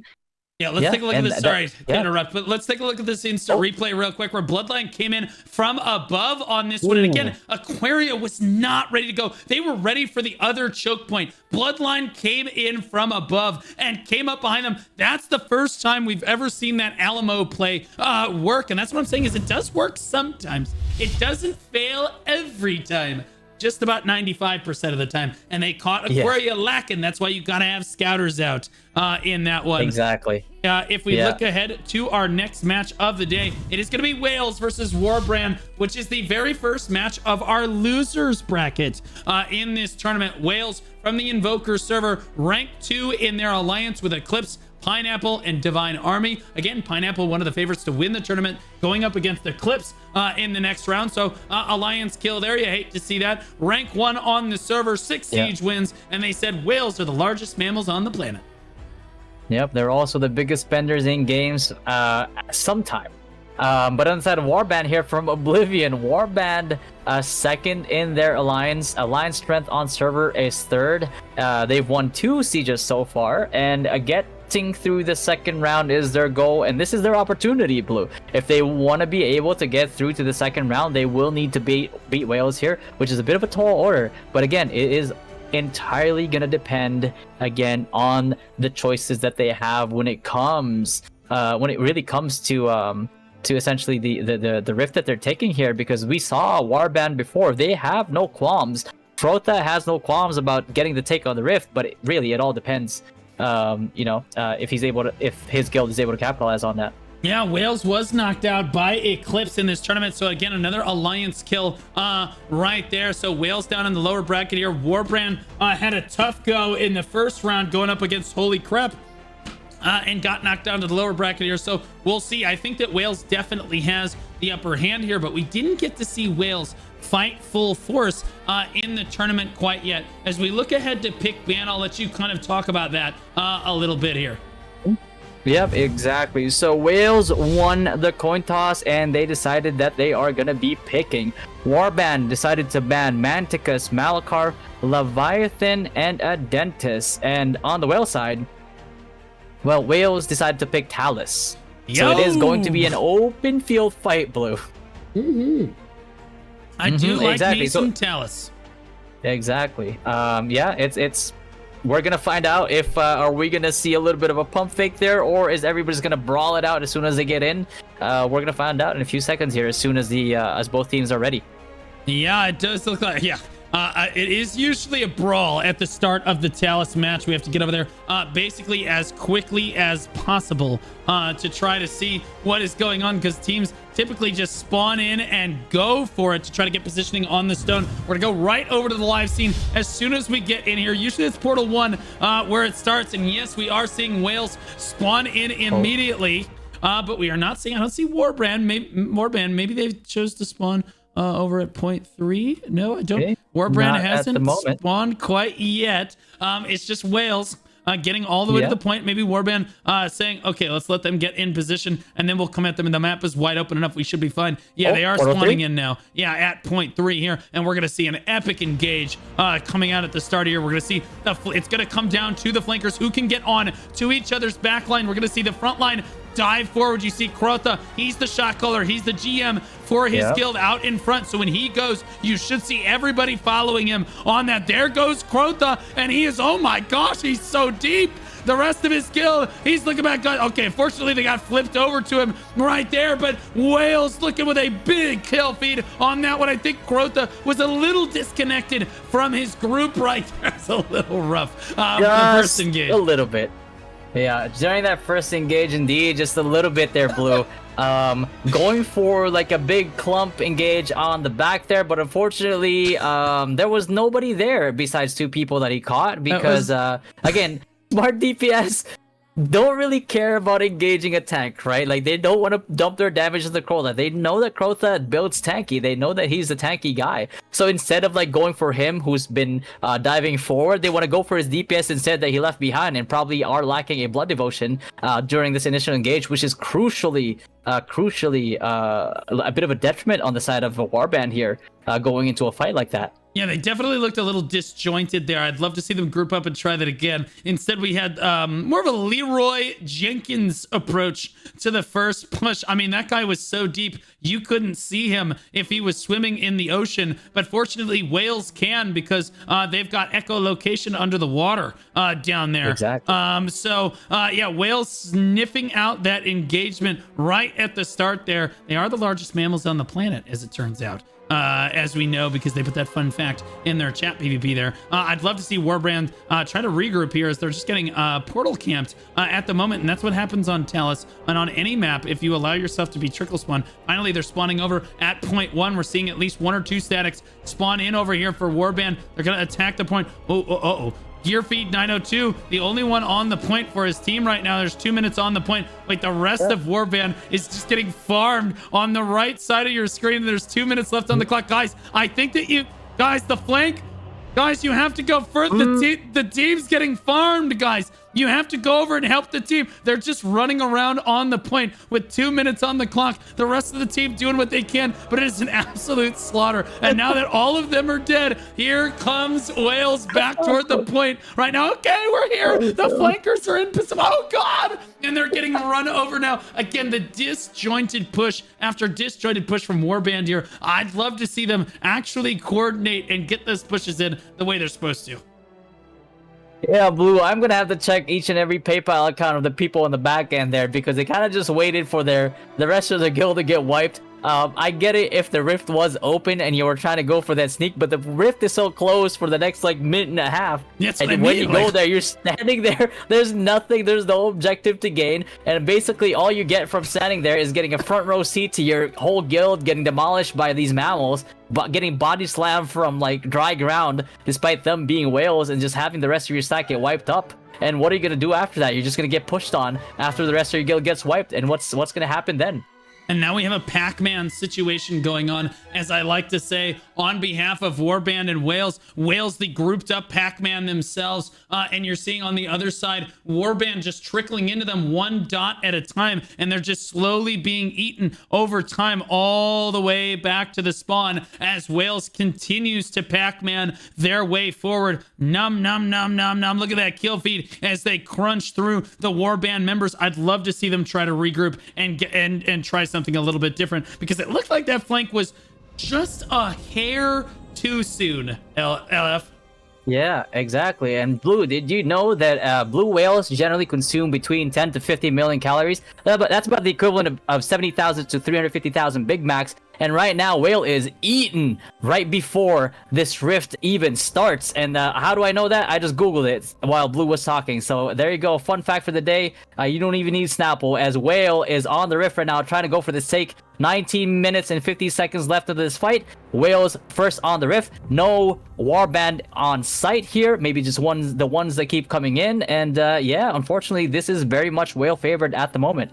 Yeah, I like Whales. They're encouraging people, as an ex-biology teacher myself, encouraging people to investigate biology is a W on this one. So Whales winning me over a little bit on this Warband. Warband actually getting time to regroup on this one, as half of Whales is standing on the point and the other half is fighting Warband. Sadly, Warband still not able to make it through this choke point right now, as their front line is having a lot of trouble. Exactly. So in terms of front line here by Whales, it's also the positioning that they have right now is not the most advantageous. There is no angle here that you can kind of like get high ground on unless you have specific people up on the rocks. But then again, the little rocks directly to the left of where Warband here is very easy to get pulled off from, because there's no tiny obstacle kind of like preventing you from getting pulled off of it. So they're not in the best position in terms of like front to back team fighting here. They're not in the best position to get angles to hit Whales from like the high ground itself. So they're just overall in a very bad position. And I think it's it's maybe like a Portal 3 regroup for the side of Warband here. Again, Protha getting that take on the rift, but it's going to get canceled immediately just because of the fact that there's nobody there. Yeah, absolutely tragic to see. And now again, the Pac-Man has reached its destination on this one, as they are on top of the portal, and Warband is really struggling to regroup. I completely agree with you. I think that the spawn point is actually point 2, though. I'll be real. I think the only safe point is spawn point 2, which is actually over there on the camera over there, because again, that's the only place they're going to be able to get ready set here. But maybe Warband just realizes their only chance at winning the match at this moment is trying to get Crotha and the rest of his boys and girls through here, and trying to get this trying to get a backdoor cap situation, while the rest of the guild kind of fights onward as Whales kind of swallows through them. Yeah, exactly. As they are getting swallowed here on portal number 1, a majority of the Whale stack and main ball is here right now. The biggest chance that Warband has at the moment is sending about maybe even a static and a half here at the very least to try and get this cap on the rift here, while the remainder of their stack kind of holds Whales on portal 1. 37, 38%. Again, the backdoor cap is here, but Crotha and his goons are gonna get routed as all of Whales have come back like a bunch of krill in Finding Nemo. They're just, look, krill! As Dory gets swallowed by the whale, they just come through and just wipe everyone. 37 people on the point right now. As Warband had a good run. I'll be honest with you, they almost got to 40% on that one before they got routed. Oh man, I mean, it was definitely a valid attempt. I'm not sure what happened there to the rest of Warband, but they were doing a very good job of, at the very least, like skirmishing quite well there with Whales on portal 1 and keeping them there, but they couldn't stop them on their way back. They just needed maybe like another minute worth of time being bought for them there, but again, not able to do it, and thus the rest of the Whales, the rest of the pack, they're just kind of swimming back, and like as you said, eating them up like krill. Need lots of calories, and thankfully these krill respawn after they die in the next 60 minutes of this fight. Interestingly enough, the top kills in the lobby is a great sword dagger at this point. Nair massively overperforming on his class right there. Maybe the best great sword dagger in the tournament. If you're able to get that many kills, you're outperforming Cordy crossbows, whose entire party's job it is to make sure that you're getting kills and doing damage. And he is still outperforming them. Damage dealt in the lobby, 1.2 million for Miramok in Whalez, Kaiser Soze, Izari, and Kiori. Also coming in with a lot of damage dealt as well. Warband dominating the damage taken, and then amount healed already 10.5 million for Nonopok as he hard carries the healers. The next closest at 5.3. That's a canyon level gap to the other healers right there. Yeah, exactly. And the thing is, like, Whalez actually does have like one of the best healers in NA West in general. Like you can see up top there, Nonopok there usually runs around with either Nair or any of the top fraggers in Whalez generally. So whenever you see that healer traveling straight towards the center of Warband here, you know that there's going to be frags left and right. And yeah, again, Warband here kind of getting routed, kind of getting spawn camped almost. And if they just skirmish well enough and they play life well enough here in Portal 1, while their flex teams are able to get on the Rift and try to contest it, then they do have a slight bit of chance here, although it's looking unlikely at this point in time. Yeah, I'm seeing Navi on the front line here for Whalez. I wonder if that's a reference to the Dota 2 team, Navi, that made probably one of the greatest plays in Dota history. That has to be right. Nobody would name themselves Navi unless it was for that exact reason right there. But pretty cool to see that. Xiang Lao right now on this bow staff, certainly putting down a lot of damage here in this lobby. There's Nair finally. I finally am able to find him. There we go. Great sword dagger, and he just locks down yet another one. Look at him lock down these priority targets. I'm not sure you want to be in the middle of everyone, but he's confident that his guild can keep him alive, and he's very aggressive, very active great sword dagger user on this one. So really cool to see that gameplay here. Oh my goodness, finds another target right now, trying to lock down Edish. Nope, decides to move over towards the main engage, hopping back and forth, looking for it. Oh my gosh, so aggressive, moving in on everyone, looking at the back line, finding those low health targets. He is on the hunt. Whale, are you sure he's not a shark? As everyone is running away from him, he smells blood in the water as Whale starts to wade through the krill of Warband on this engagement. Yeah, exactly. And critically too, Nair chases down Alexis Marie, which is the Cordy crossbow user of Warband, so eliminating that threat.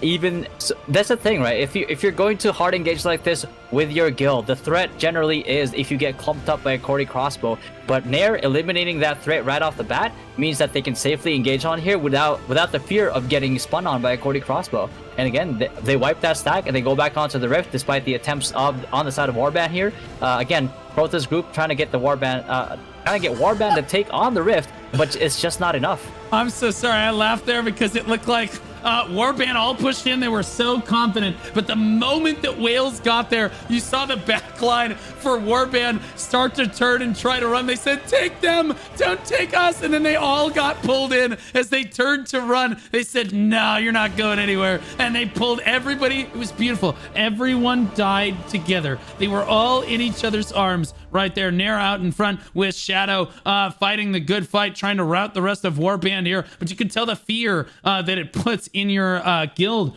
when you get dominated like this, is people just do not want to step forward, even if it is a good call. And I'll be honest with you, them diving onto the point, they're going to get onto the point from the other side. This time, you got to give him credit. Crotha leading his boys and girls the best way that he possibly can here, throwing out flash wave after flash wave is Googleia on the other side of the fight there. Again, they're just approaching the point from opposite sides. Yes, they're getting wiped off every time, but they're giving it that good old college try every time.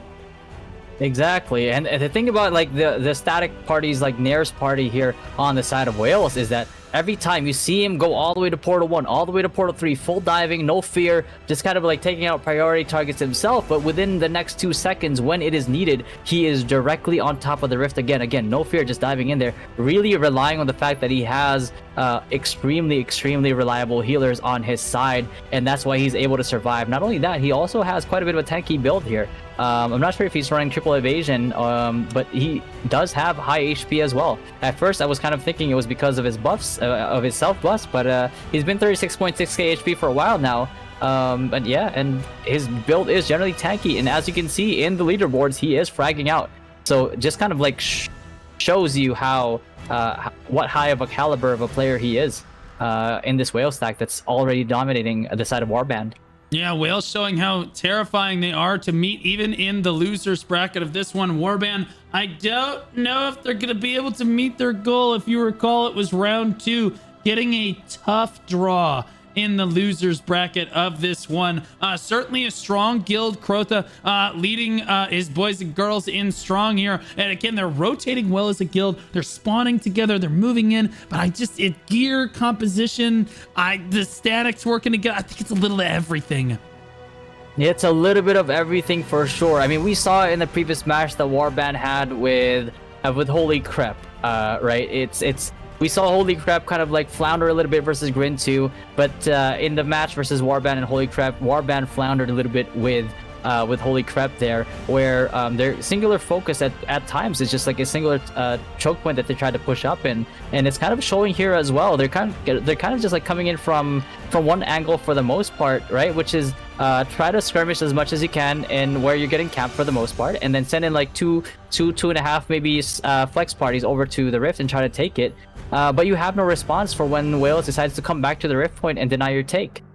Yeah, I'm watching Maka now, Velix rather, on the spear dagger here, try to lead the way. And it makes your statics so aggressive when you're dominant in a matchup. Makes your DPS, especially the melee DPS, and the spears, they are so confident to try to get that flank off, to try to get that dive off, because they know that their guild is going to find some sort of follow-up in this one. Sadly, Maka not actually finding a lot of damage on this engagement, standing right in the middle of everyone. A little rough place to be there. Raikiri on the side of leading the way on the side of Whalez here. The front line for Whalez not having to do a whole lot in this fight here. Raikiri coming out to see if the rest of Warband. Hatefall looks like he's on a bit of a union break here on behalf of his guild. Just gonna go ahead and RP, take a couple screenshots while everybody else gets absolutely turbo farmed just off screen here, but that's okay, no problems. As we look over at the Riftstone one more time, I'm thinking it's a whole lot of Whalez. Navi with another assist on that spin, that Cordy spin right there with the Blood Devo going down. Yeah, exactly. And you can see Crota's party generally just on this Rift trying as hard as they can to try to get this take on the Rift, but unfortunately it's not much use because, again, there is not a lot of not a lot of regrouping on the side of Warband here, right? Because they keep spawning over and over and over and over, and they can't really win these fights because they're not regrouping. These parties are coming in with 30%, 40% HP, and they don't have their full parties with them. They don't have the support that the Whalez DPSs have in this regard, and you just cannot win a fight like that, right? Like, there's somebody that can kill you and you can't kill them. The result is pretty obvious. Again, the only thing that they can do here is probably respawn on the opposite side, even respawn 2 if you have to, if that's what it takes to get a full regroup. Yeah, that's what I'm saying, is respawn 2 might be the play. Either way, they chose respawn 1 again, and a fair amount of them do make it to the Riftstone this time. Daron, Crotha, I am Ogi on this side as well, or I am Augie on this side as well. And again, that's a Templar standing in the middle of everyone. That's why he is so tanky out on the front line there, but there's just too many Whalez around him. Yeah, and I'm following Crotha at the moment. There's really not a lot of opportunities he can have here. Honestly, with a clump like this, I'm not quite sure if Crotha at this point has Time Bomb, but with the way that Whalez are clumping on the Rift here, so tightly packed, might be a good angle if that's what he's going for. But then again, 780 mastery, not the easiest thing to get for a lot of people, so he might not have it quite yet. Yeah, somebody said it might be Oogie Main, which we see is a very popular player on EU for his floor POV gameplay, getting absolutely trashed on potentially 2 servers at the same time. Interestingly enough, Japern right now showing why he just doesn't have too much to do. There's not much healing going on right now that he really has to worry about, because Warband looks like they are routed right now. They aren't spawning together anymore. It looks like it's just, they've just called, all right, guys, just fight it out. This is a little bit of a rough situation to fight with. Samurai Champ running in as well. A cap does go off, but gets interrupted on the side of Warband. On this side, Samurai Champ gonna try to run by all of the carnage. Nope, tries to engage it onto Hoblink right there, and look at the damage he isn't doing to Oh my gosh. That's one of those situations where you hit somebody, you say, I'm so sorry, sir. You go right about your business. I didn't mean it. Gets turned around and blasted by his static group right there. He did his best. LF. Yeah, exactly. I'm trying to look for, like, like you said, like, I am Augie here. I'm trying to figure out what he's doing exactly, because it looks like he was auto-attacking with a wand as a Templar, as an SNS wand, essentially. And, I mean, I'm not sure if he knows that, you know, when you're not holding your sword and shield, you don't really have the shield block, which makes you essentially as squishy as a DPS at that rate. I kid. If that is Oogie, he's a great player. And if it's not Oogie, well, we'll see. In this case, Ginkin over here on the back line, spear greatsword in the middle of everything, and you are loving life if you're a spear greatsword in this matchup right now, because you're tanky enough to really dive in and make things happen yourself. You know your guild is right behind you. You do a lot of damage between the spear and the greatsword. Both do good damage. Big Cordy spin right next to him right there, as you see Pudge get the back end of that kill feed right there, and the rest of Whalez rotating back towards the Riftstone one more time, just cleaning up Warband on one side, then go clean them up on the other side.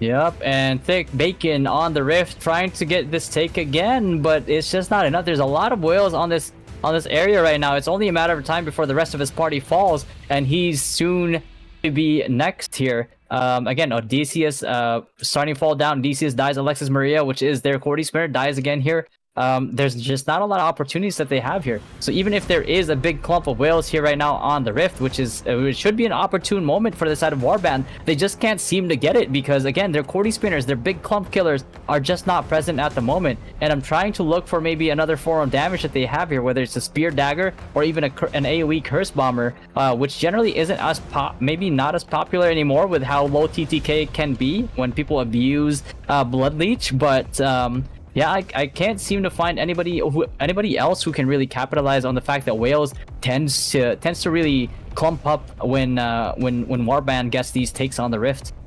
Yeah, so it does look like that Whalez is probably going to end up moving on here, and Warband sadly is going to be knocked out of the tournament in the losers bracket here. But you know what? They went down to a very, honestly, Whalez might go the distance in the losers bracket here, based on what I am seeing here. Hoblink certainly getting enough Cordy spins here for everybody. As he gets kill feed after kill feed here, picks up one more kill right there without even having to spin at the end of the day. If we look at the rest of the losers bracket, what do you think wins between Holy Crepe and Aquaria? Ooh, I might have to put my money on Aquaria on that one, just because of how close their match was. But then again, you know, it might be recency bias. Maybe Green 2 was just too much for Holy Crepe at that point, and they might run it back and kind of have like a redemption arc versus Aquaria. Yeah, I'm not sure who is exactly going to win that match, but it should be pretty close. As yes, we saw some more one-sided matches so far today, but that is naturally going to happen in a tournament. Fortunately, there is a losers bracket for guilds to continue fighting like this, and Whalez will move on to live another day. Because they did end up going down against the Clips in the first round of the tournament up there. Odysseus trying to move toward the point, but oh my goodness, his health bar getting absolutely shredded. Leaves right here on this Spear Dagger. Honestly, not putting out a crazy amount of damage on this push here. That doesn't mean he hasn't been doing a lot for his team overall. With under 2 minutes left on the clock, we are seeing Warband, to their credit, getting a lot of attempts at caps here. So never give up, never surrender on that side of Warband here. If we take a look at the leaderboard, holy moly, it's very Whalez favored. Izari, Nair, and Kaiser Soze the highest on the kills. The assists, Kaiser Soze, Miramuk, and Zhang Lao. Very Whalez heavy, but then on the other side, you see Warband on the damage taken. You expect that means their healers are doing their job. At least they're doing what they can. 31 million healing done, over 15.1 for Nonopak. This guy knows how to overheal. Yeah, Nonopak, again, there's a reason why people say can't stop the Nonopak, because yeah, one of the most goated healers in NA West, 100%. And it shows. Like you see the gap, right? And most of the time, because of how aggressive essentially like her DPS are, you know for a fact that those heals are a lot of value. There's really not a lot of like heal stacking there or overhealing per se, because yeah, the DPS on their side of the party is always under threat because of the fact they jump straight into the threat themselves. Yeah, absolutely. Nonopak coming up with a great showing for their guild here. Definitely one of the best healers that I've seen in the tournament so far. So she's doing a great job here. Another big pull in right there as an attempted spin happened. Miramok getting a pretty solid kill feed on his side of things. So good job. Once again for Miramok. I see him in the kill feed very frequently. Raikiri jumps forward as well with only 10 seconds left on the clock. Everyone's just trying to get as many kills as they possibly can in this one. It does look like time's going to run out. Warband is going to get knocked out of the tournament, but they did a great job, and I appreciate them coming out to participate on behalf of NA West. A legendary performance there. Nair with the top kills in the lobby on a great sword dagger. That guy is a gamer. 87 kills on Izari. Outplaying the Cordy crossbow is insane. Cordy crossbow has 5 people that are all designed to help them get more kills than the next guy. Nair basically on his own, obviously the healer there too, able to pick up 89 kills, super impressive. And then Kaiser So's the first spear dagger on the leaderboard right there. If you look over at assists, it does look like that Miramok coming in at number 2 on that staff dagger. Very cool to see there. Nonopak at number 3 as the top healer, but also 3rd highest assists in the lobby as well.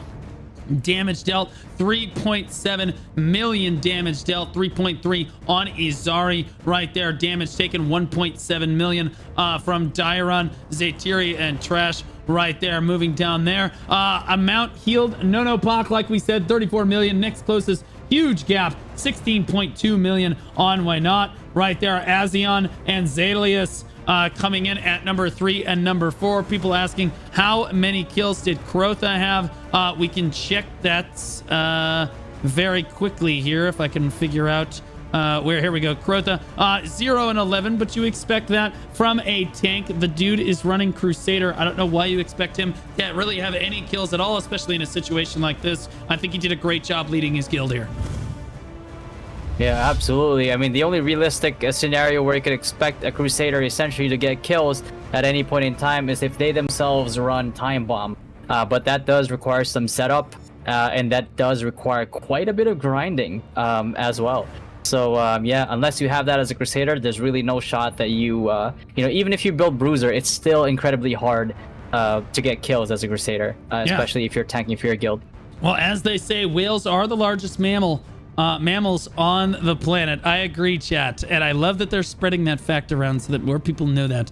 Let's take a look at our last match of the day, which is going to be Cat Cafe versus Full Contact. Cat Cafe allied are on the Invoker server, rank 3 in their alliance, allied with Boba Tea, Kaonashi, and Dynasty, so you should know these people quite well. Rank 1 on their server, 3 sieges won, and then they said willing to trade MS Oblivion Guild to Invoker Guild. Please DM us, thanks, and meow. I'm not exactly sure what that means, but they asked me to put it on the card, so here we are. Yeah, so in terms of that, just to give a bit of insight on that one, they basically they're a bit of collectors. They try to level like as many guilds as they can, or try to get as many guilds as they can, to try and spread kind of like their members throughout those guilds and do their weekly kind of like raids, which does net them quite a bit Lucent. So it's a lot of effort, but it is a lot. It does have its payouts depending on how the market looks. But in the side of Full Contact Blue, server is Moonstone, third in their alliance. We saw Bloodline before. Bloodline performed extremely well against Aquaria, getting them the win. Breezeline as well, despite the loss, still a pretty solid guild. I'm not quite familiar with No Omens. Might be a newer guild here. Alliance Strength server second, Sieges 1-2, and Chat PvP is rank 1 Among Us guild on Maintenance Night. Yeah, absolutely. It seems like it looks like Cat Cafe is mostly a Chinese guild playing on NA West. Interestingly enough, just got that information. So we'll see how they're able to do in this one. Some Chinese fans have thrown in Liberty. Very cool to see them grouping up here. Full Contact on the other side. Let's take a look at the pick ban. I'll let you go through this one more time. This is the last match of the day.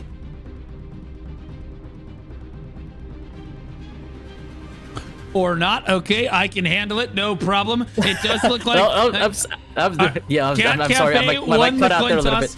Okay, Cat Cafe won the coin toss.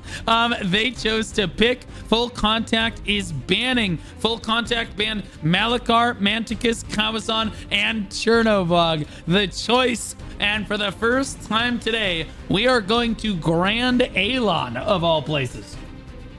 So we're getting a bit of a run, kind of like a little reminiscent of the T1 Besting Guild here. Was probably incredibly popular in T1, and actually even in T2 it was still also very, very much like popular. It's just that it's been banned quite a bit because it has been quite problematic for a lot of people. But hopefully we see no hiccups here with the multiple angles that you can kind of like approach from on this side of the rift. It looks like Cordy Crossbows wise, we're looking at Cat Cafe. As I said, it's the Chinese guild, so they've got Chinese characters in their name, but it looks like Easy Cat and Tiger are the Cordy Crossbow users for Cat Cafe, but they've got some interesting names, so it's gonna be tough to pick them out. Full Contact only has one Cordy Crossbow, and that is Decoy. So hopefully Decoy can pull it out for them. We look like we are go on Grand Alon for the last map of today. Cat Cafe versus Full Contact in the losers bracket. Here again, Full Contact losing out to Mystic in round 1, and Cat Cafe losing out to, I forget who did Cat Cafe lose out? Oh, it was Milk. Yeah, Milk, interestingly enough. So who do you think wins this match? Oof, man, this one I think I have, based on their performance versus Milk, right? And based on Full Contact's performance, just the Cordy Crossbows alone from the side of Cat Cafe performed really well. I mean, granted, Milk only, I believe, had like one Cordy Crossbow on their side there that performed exceptionally well, but the joint performances from both Cordys, Easy Cat and I believe Evil Cat from the side of, or Tiger rather now, from the side of Cat Cafe. Hold that thought. The first engage just happened. I cannot believe it, but Cat Cafe was positioned under the gazebo, so to speak, here on Grand Alon, and then Full Contact they went Full Contact. They just ran straight into the gazebo, got absolutely blendered by the Cordy Crossbow spin of Easy Cat. And that was not the first engage that Full Contact was really looking for there. They're going to have to look at this a little bit differently. Yeah, exactly. Not quite the engage that they were looking for, indeed. And now the problem is on the side of like No Omens and Full Contact here with their alliance, is that they're approaching this from essentially one side, which is from the south side. This kind of like a bit precarious this choke point can be, where it's guilds tend to get baited into funneling into this one. And once they do, they just get caught out so easily, and majority of their front line or some of their DPS gets kind of corralled in there, gets killed, and then the rest of Cat Cafe can just push out, and then push out all the way to the bottom, and then essentially affecting the regroups from the side of Full Contact here, even though they're still coming in with like 30%, 40% HP. Yeah, I saw a couple more tornadoes coming in right there on the side of Cat Cafe, but interestingly enough, Full Contact is able to get people onto the point here. I'm locked on to Parallax right now. I wonder if that's misspelled intentionally. He's talking about parallax. As an ex-astronomy teacher, I can tell you that is how astronomers measure distances to faraway objects, particularly stars. Nerdage on that one. Cat Cafe with another, you can see those tornadoes coming down the hill. There's another tornado. A lot of tornadoes on the side of Cat Cafe coming down the hill, trying to control this choke point down here. But they are definitely winning in the kill feed so far. Full Contact really struggling with an uphill battle, but honestly, they are able to actually get through. I think that they have a pretty strong front line here, but sadly just not enough DPS. Yeah, exactly. And uphill battle might be the most apt description here, as not only is it going to be hard for Full Contact to push up this hill, this is a literal hill that they have to push up on. And again, they do have a strong front line, and it does look strong at first when you see that initial engage, is because mainly because they in themselves have a certain kind of like lifespan because of how they rotate their defensive buffs, their Q blocks. But eventually they will fall with not enough support. And again, if there's no DPS kind of capitalizing on the tankiness of their front line there, the tanks themselves, tanky as they may be, will end up falling. And then anybody else that's standing in the back there will just get eliminated by Cat Cafe. Yeah, it does look like the Vietnam Valley is not taking any damage when standing in a valley. Maybe that's has to do with his name there. 1 minute left on the clock. Let's take a look at the leaderboard before the rift actually opens up here. As you might expect, Cat Cafe very dominant. They were in position first, but I honestly, we've seen moments of brilliance coming out on the side of Full Contact here. I think that they just have not been approaching the stone fast enough. I think Cat Cafe is going to have to retreat towards the gazebo here in a moment. Soul with the top assists in the lobby. Damage dealt 1.1 million for the Cordy crossbow user. That looks like Easy Cat, if I'm reading that correctly. Damage taken 426,000 for Aquina, Rosie, and Gutter Glitter. What an interesting name. I love that. On Full Contact. Yeah. The amount healed, it does look like Cat Cafe dominating with the better healers in the lobby so far. And that would make sense.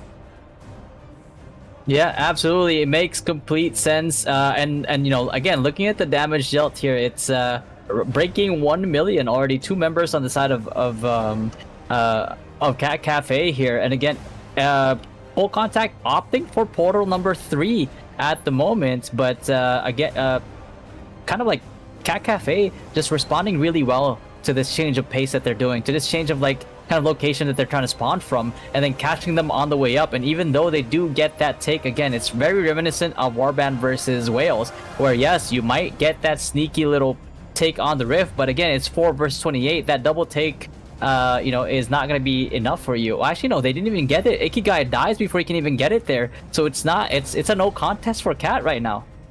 Yeah, absolutely. Prime Scout standing tall on the Riftstone right here. Reich trying to get WRYKE Wyerk, I don't know how to say that name, tries to get the cap on the point, but not able to do so. 34 people for Cat Cafe. But again, this is what I was talking about, is they were going to have to move back. They're not completely dominant in this matchup, like we saw some of the NA East matchups be. They need to fall back onto the Riftstone itself here and make sure that they're dominating on the stone. And again, Full Contact's job is to try to get through these tiny little choke points. This is why a lot of guilds do not like Grand Alon, is it's got a lot of choke points that you might have to push through. Full Contact, sadly, true to their name, are basically just running straight down the barrel of the gun as they just get run down repeatedly. They are not trying to do different engagements. They are not coming from different angles. No one is using the grapple on the backside of the Riftstone either over here. And they are just basically running straight into the meat grinder of Cat Cafe. Absolutely.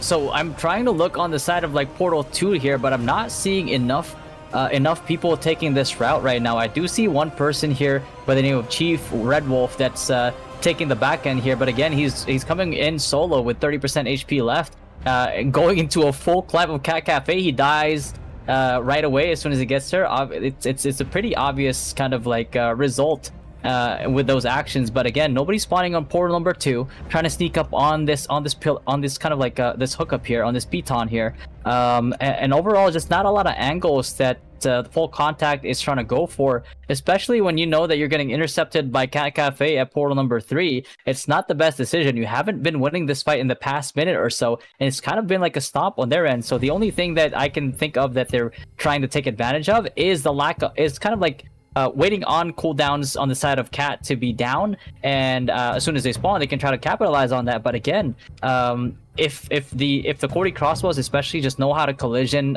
people with their high collision chance, they just get resets over and over and over, and their cooldowns are just lowered. So I'm not sure if that's the best decision from full contact here on this end. They're gonna have to look for a different angle. It's gonna have to be a portal 2 angle here at least, and I do see some people spawning on portal 1, but it's not, again, it's just the 1s and 2s. Almost like these statics are not communicating with each other and deciding to regroup at a certain portal and kind of like get full healed, full buffs, you know, at least full hots, full HP on their engage with their parties, and they're just trickling one by one, kind of like making individual plays, but that ends up not being as effective, because if you're individually going in there, once you get caught out by the actual statics from Cat Cafe, you just die.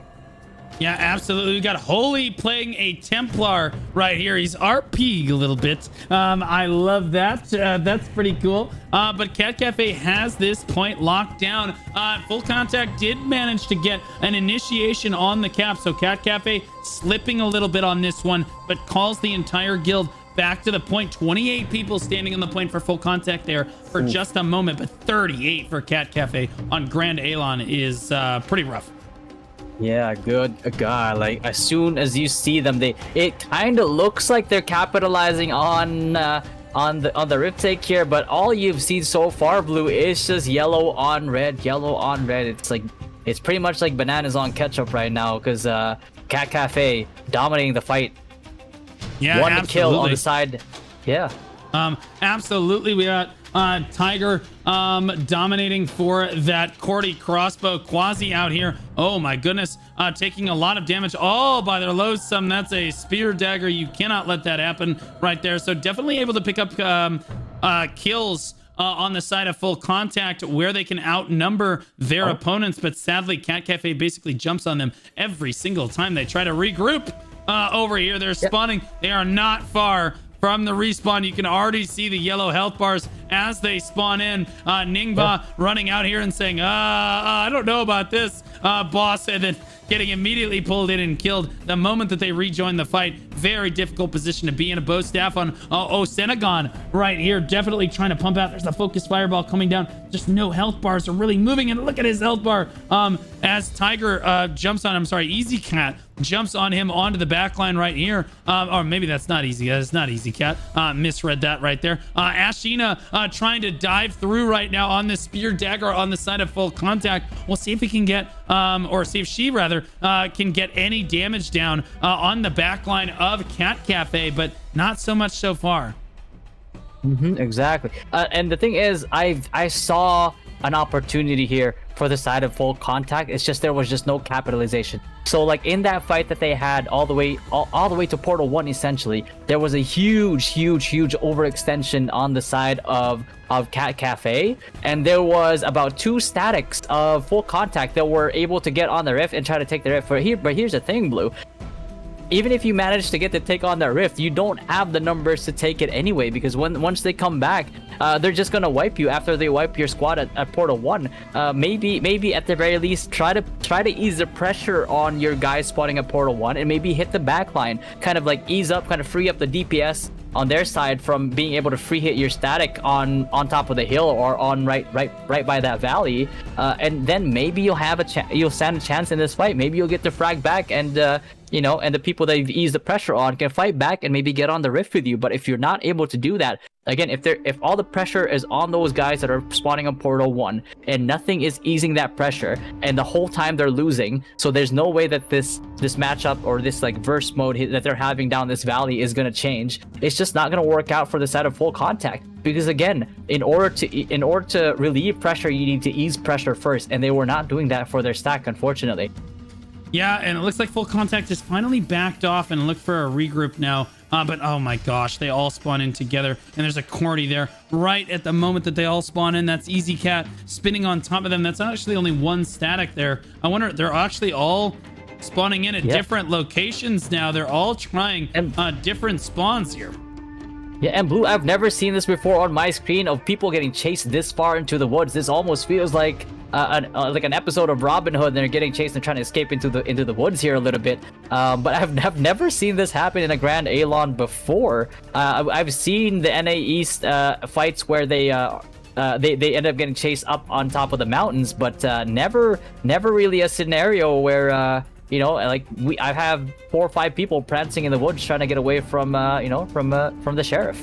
Yeah, absolutely. Doc the Savage doing what they can to try to heal himself up. Has to put the healing circle on himself. Uses swift healing. All of his cooldowns are down now. And he's down at half health. He's trying to keep himself healthy. But the rest of his guild, if he uses all the heals on himself, the rest of his guild is now being slaughtered. We saw a lot of Full Contact on Union Break over on the spawn. This is the second time I've seen this from the losing guild in various matchups here. I'm not sure. Is that a strategy in NA West where we just stand on the spawn idle, not casting any skills at all? Because like I don't see that very often in the other regions. Yeah, I'm not sure if it's like a mental diff for sure. It might be a mental diff, maybe they're just a little bit, maybe they're just a little bit dazed from the beatdown that they just got. I don't know. Do we get digital concussions? Possibly. That might be one of them. That might be a first case that we've ever seen in basically globally. But yeah, standing there dazed, not contributing to the rest of your guild, getting into the fight yourselves and helping them out, and possibly trying to turn the result of this into a little bit more on your side is definitely not helping your guild here. If you're losing and you're losing heart as well during this fight, it's just not conducive to a competitive environment where you can find these opportunities for a comeback.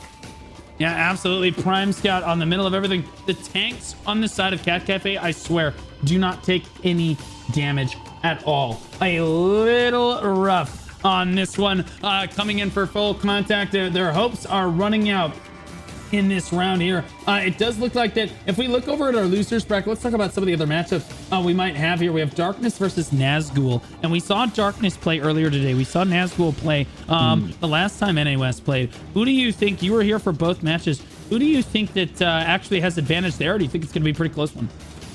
Oof. I mean, when we saw the fight against Banana Core and Nazgul, I think my favorites for this one might be Darkness. Darkness is just kind of like that guild that is able to pull out like those clutch plays.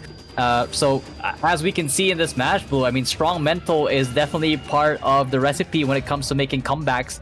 Even if you're losing the first initial 10 minutes of the fight, right? Like again, if Darkness lost heart in their fight, they would have lost that fight against Halab, right? And in terms of like fighting it out with Nazgul, I think that does give Darkness a bit of an edge to keep that level head, despite being on the losing end of the match. But again, because of that mental, if they do start up on the higher end of that match, then it just bodes very well for them.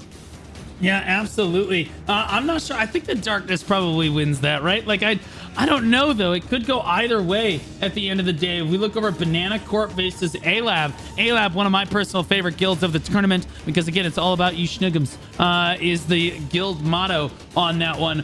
Do you think that A-Lab has a chance in there? Because Banana Corp seems pretty strong.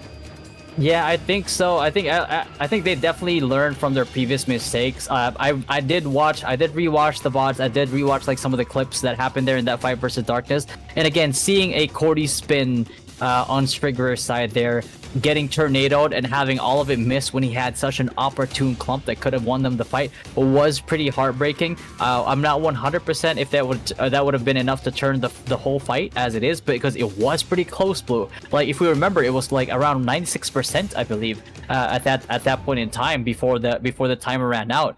So, hopefully they learn from it. Hopefully we don't see any more tornadoes. Again, it's such a detriment to all these guilds. At this point, I'm going to be honest with you. The next time I go to shot call for my guild, I'm going to be like, NATOs, and then I'm going to be like, okay, kick that guy, kick that guy, kick that guy. They're all running Tornado. They're idiots. You know what I mean? That's what it feels like to be running Tornado in the current metagame. But I think that some guilds are... I feel like some guilds are intentionally running it because maybe they think that... I don't know, like the metagame might be different for their individual guild. Maybe they don't have any Cordy crossbows. I'm not sure entirely, but it's not considered the best skill currently. But it is, if you look at it as a standalone skill, it's quite good. But yeah, I think that because of how it interacts with some of the weapons in the current metagame, it's very difficult to make work properly here as we see Pintail actually getting relatively low.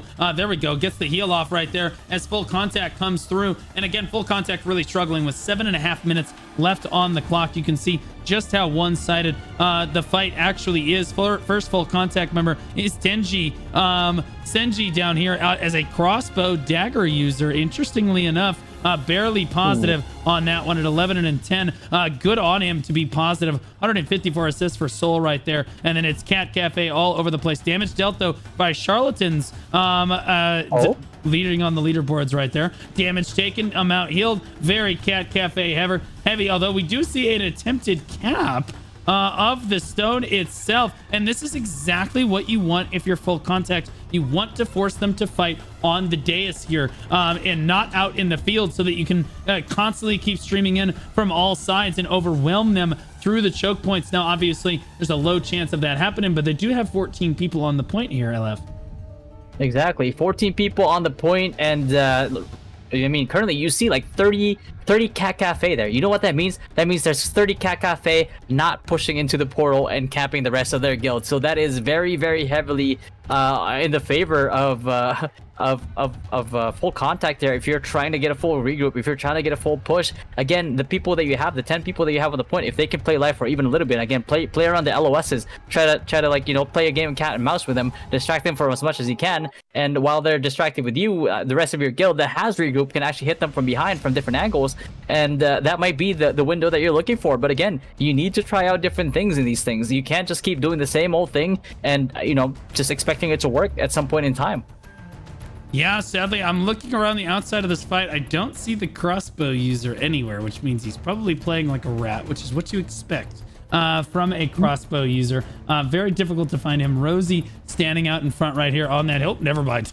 Rosie is gone. Rosie is now a smear on the pavement right there for his guild. Bio on the retreat as well as finally full contact gets pushed back off the point here. And again, it was a valiant effort to get the cap off on the point there, but just sadly not able to come up with anything.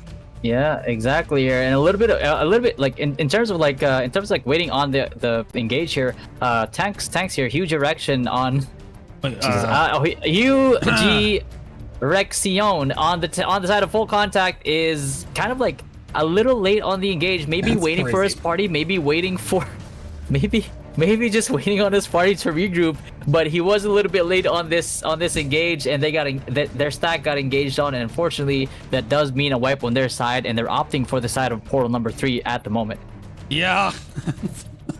A crazy name right there. I can't believe that that's actually gotten through. Shows you how based NA West is that no one has reported that and gotten offended off it. So pretty cool. It's not like that on NA West or NA East. As it were, we had our guild name reported. We were Thunder CAWQ, and people said got really offended, reported it, and now we are guild renamed 0001, which is absolutely tragic. You hate to see that. Ramioli here, again, basically an unkillable Terminator out in front. The tanks for Cat Cafe just not having to tank any damage at all. Yep, and yeah, it almost seems like the tanks on the side of Cat Cafe are practically immortal, but it's a mix of things, right, Blue? Again, we give a lot of credit to like the healers themselves, which is a huge part of why that sustain is good. But you also have to kind of put blame on the side of full contact when it comes to not just targeting, but also team composition.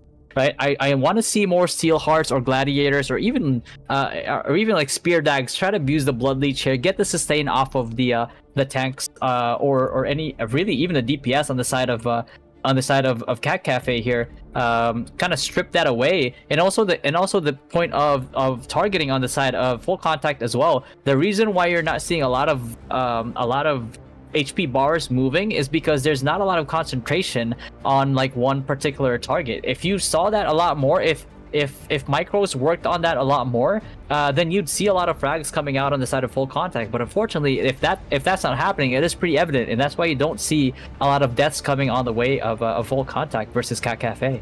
Yeah, I got to see a staff wand though. That's pretty cool for at least a couple seconds before they died. Yeah, I never get to see one of my main classes played in the high end like this. Staff wand, not a super meta class in the current metagame, but you can make it work. It can pump out a lot of damage and keep people healthy, help keep people healthy in your static when played properly. Any class, I think, in Throne is absolutely viable when played properly right now. Another attempted cap for full contact right here with only 2.5 minutes left on the clock. There's almost no chance. The door gets shut on it immediately. Cat Cafe not gonna let that slide at all there, but a valiant effort for full contact to get cap after cap after cap after cap, despite how one-sided this match actually looks.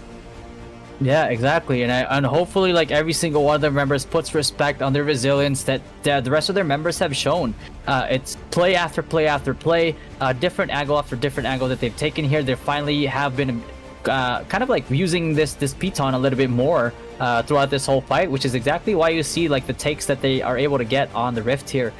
So it does like multiple things.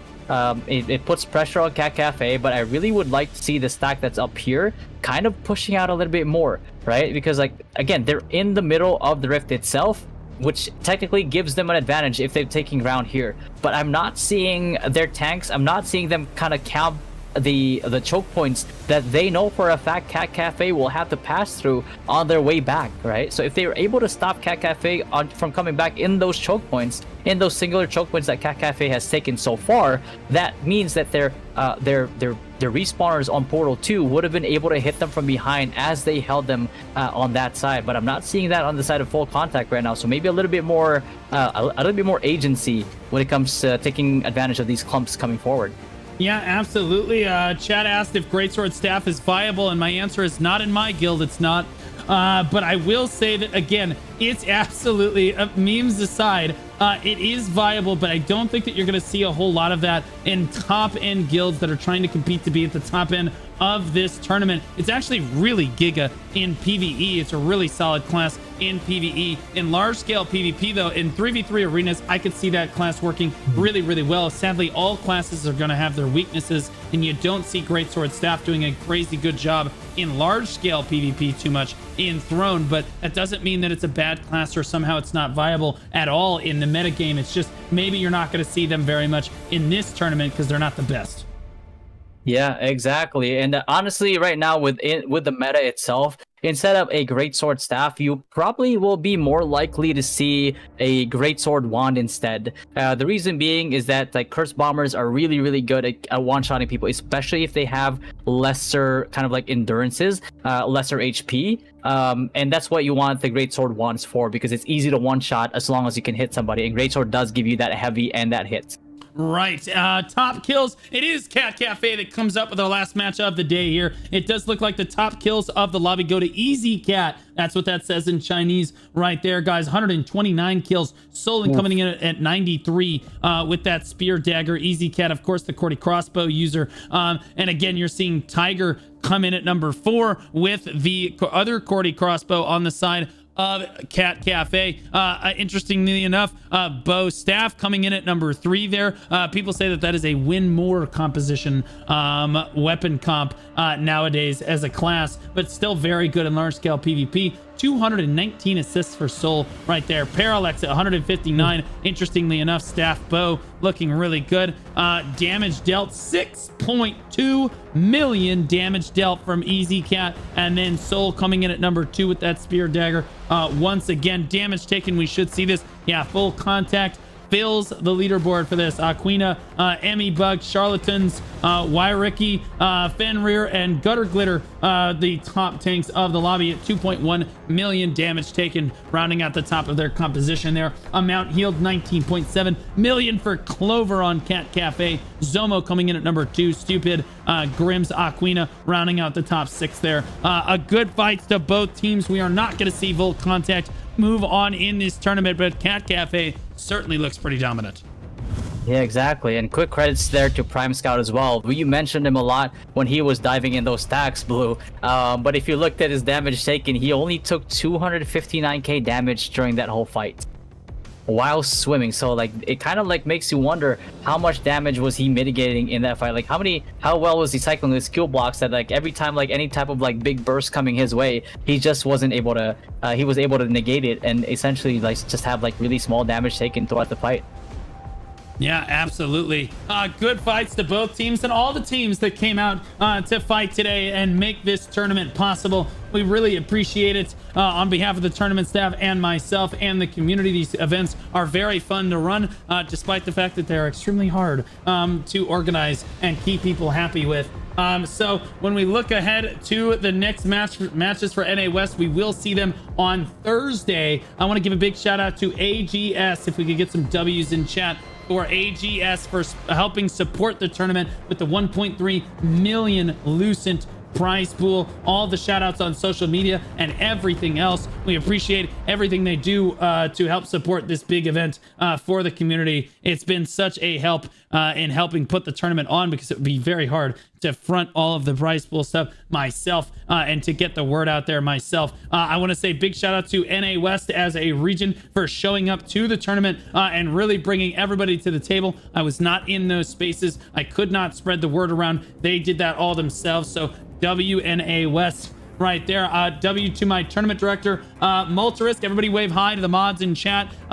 You can wave hi to the mods in chat. Say thank you, mods, for moderating today. Malta, thank you for helping organize the tournament with Lucy today. And then finally, one final shout out to my boy Little Fatty GG, who helped me shoutcast for the second time today. One of my favorite shoutcasters, helping me out throughout the whole tournament.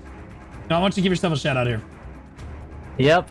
What's up, guys? Again, Lil Fatty, you've seen me before in the previous matches. Again, it's just my pleasure to be here. I've honestly, this has been a really, really fun experience for me. Always love shoutcasting, and always love shoutcasting with a duo that has great energy like Blue. And again, I'm just glad that we got the opportunity as NA West to be part of this whole tournament. And yeah, this is basically what we live for. Again, if we are looking for PvP and PvP is brought to us, we can't thank the event organizers enough for it. It's Blue, AGS, Multarix, Lucci, everybody in the team that made this possible and is going through a lot of stress despite all the issues that are popping up.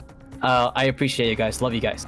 Yeah, absolutely. Remember, guys, there are unique drops every single week, renewing at the start of every week for the tournament in the categories. You can support your favorite content creator or just come watch the live broadcast. That works too. If you guys don't catch the live broadcast, but you want to see what happens for the matches for the day, they're always posted on my YouTube channel the day after they happen, so you can see all of the commentary and things there live. You can get all of the action on YouTube as well. I appreciate everybody coming out to watch today. I'm gonna ask chat, who would we like to raid today, as I don't think Little Fatty happens to be live right now. I see Invuln live at the moment. He might be who he might be who chat chooses here. Prime Scout, great job in that last match, buddy.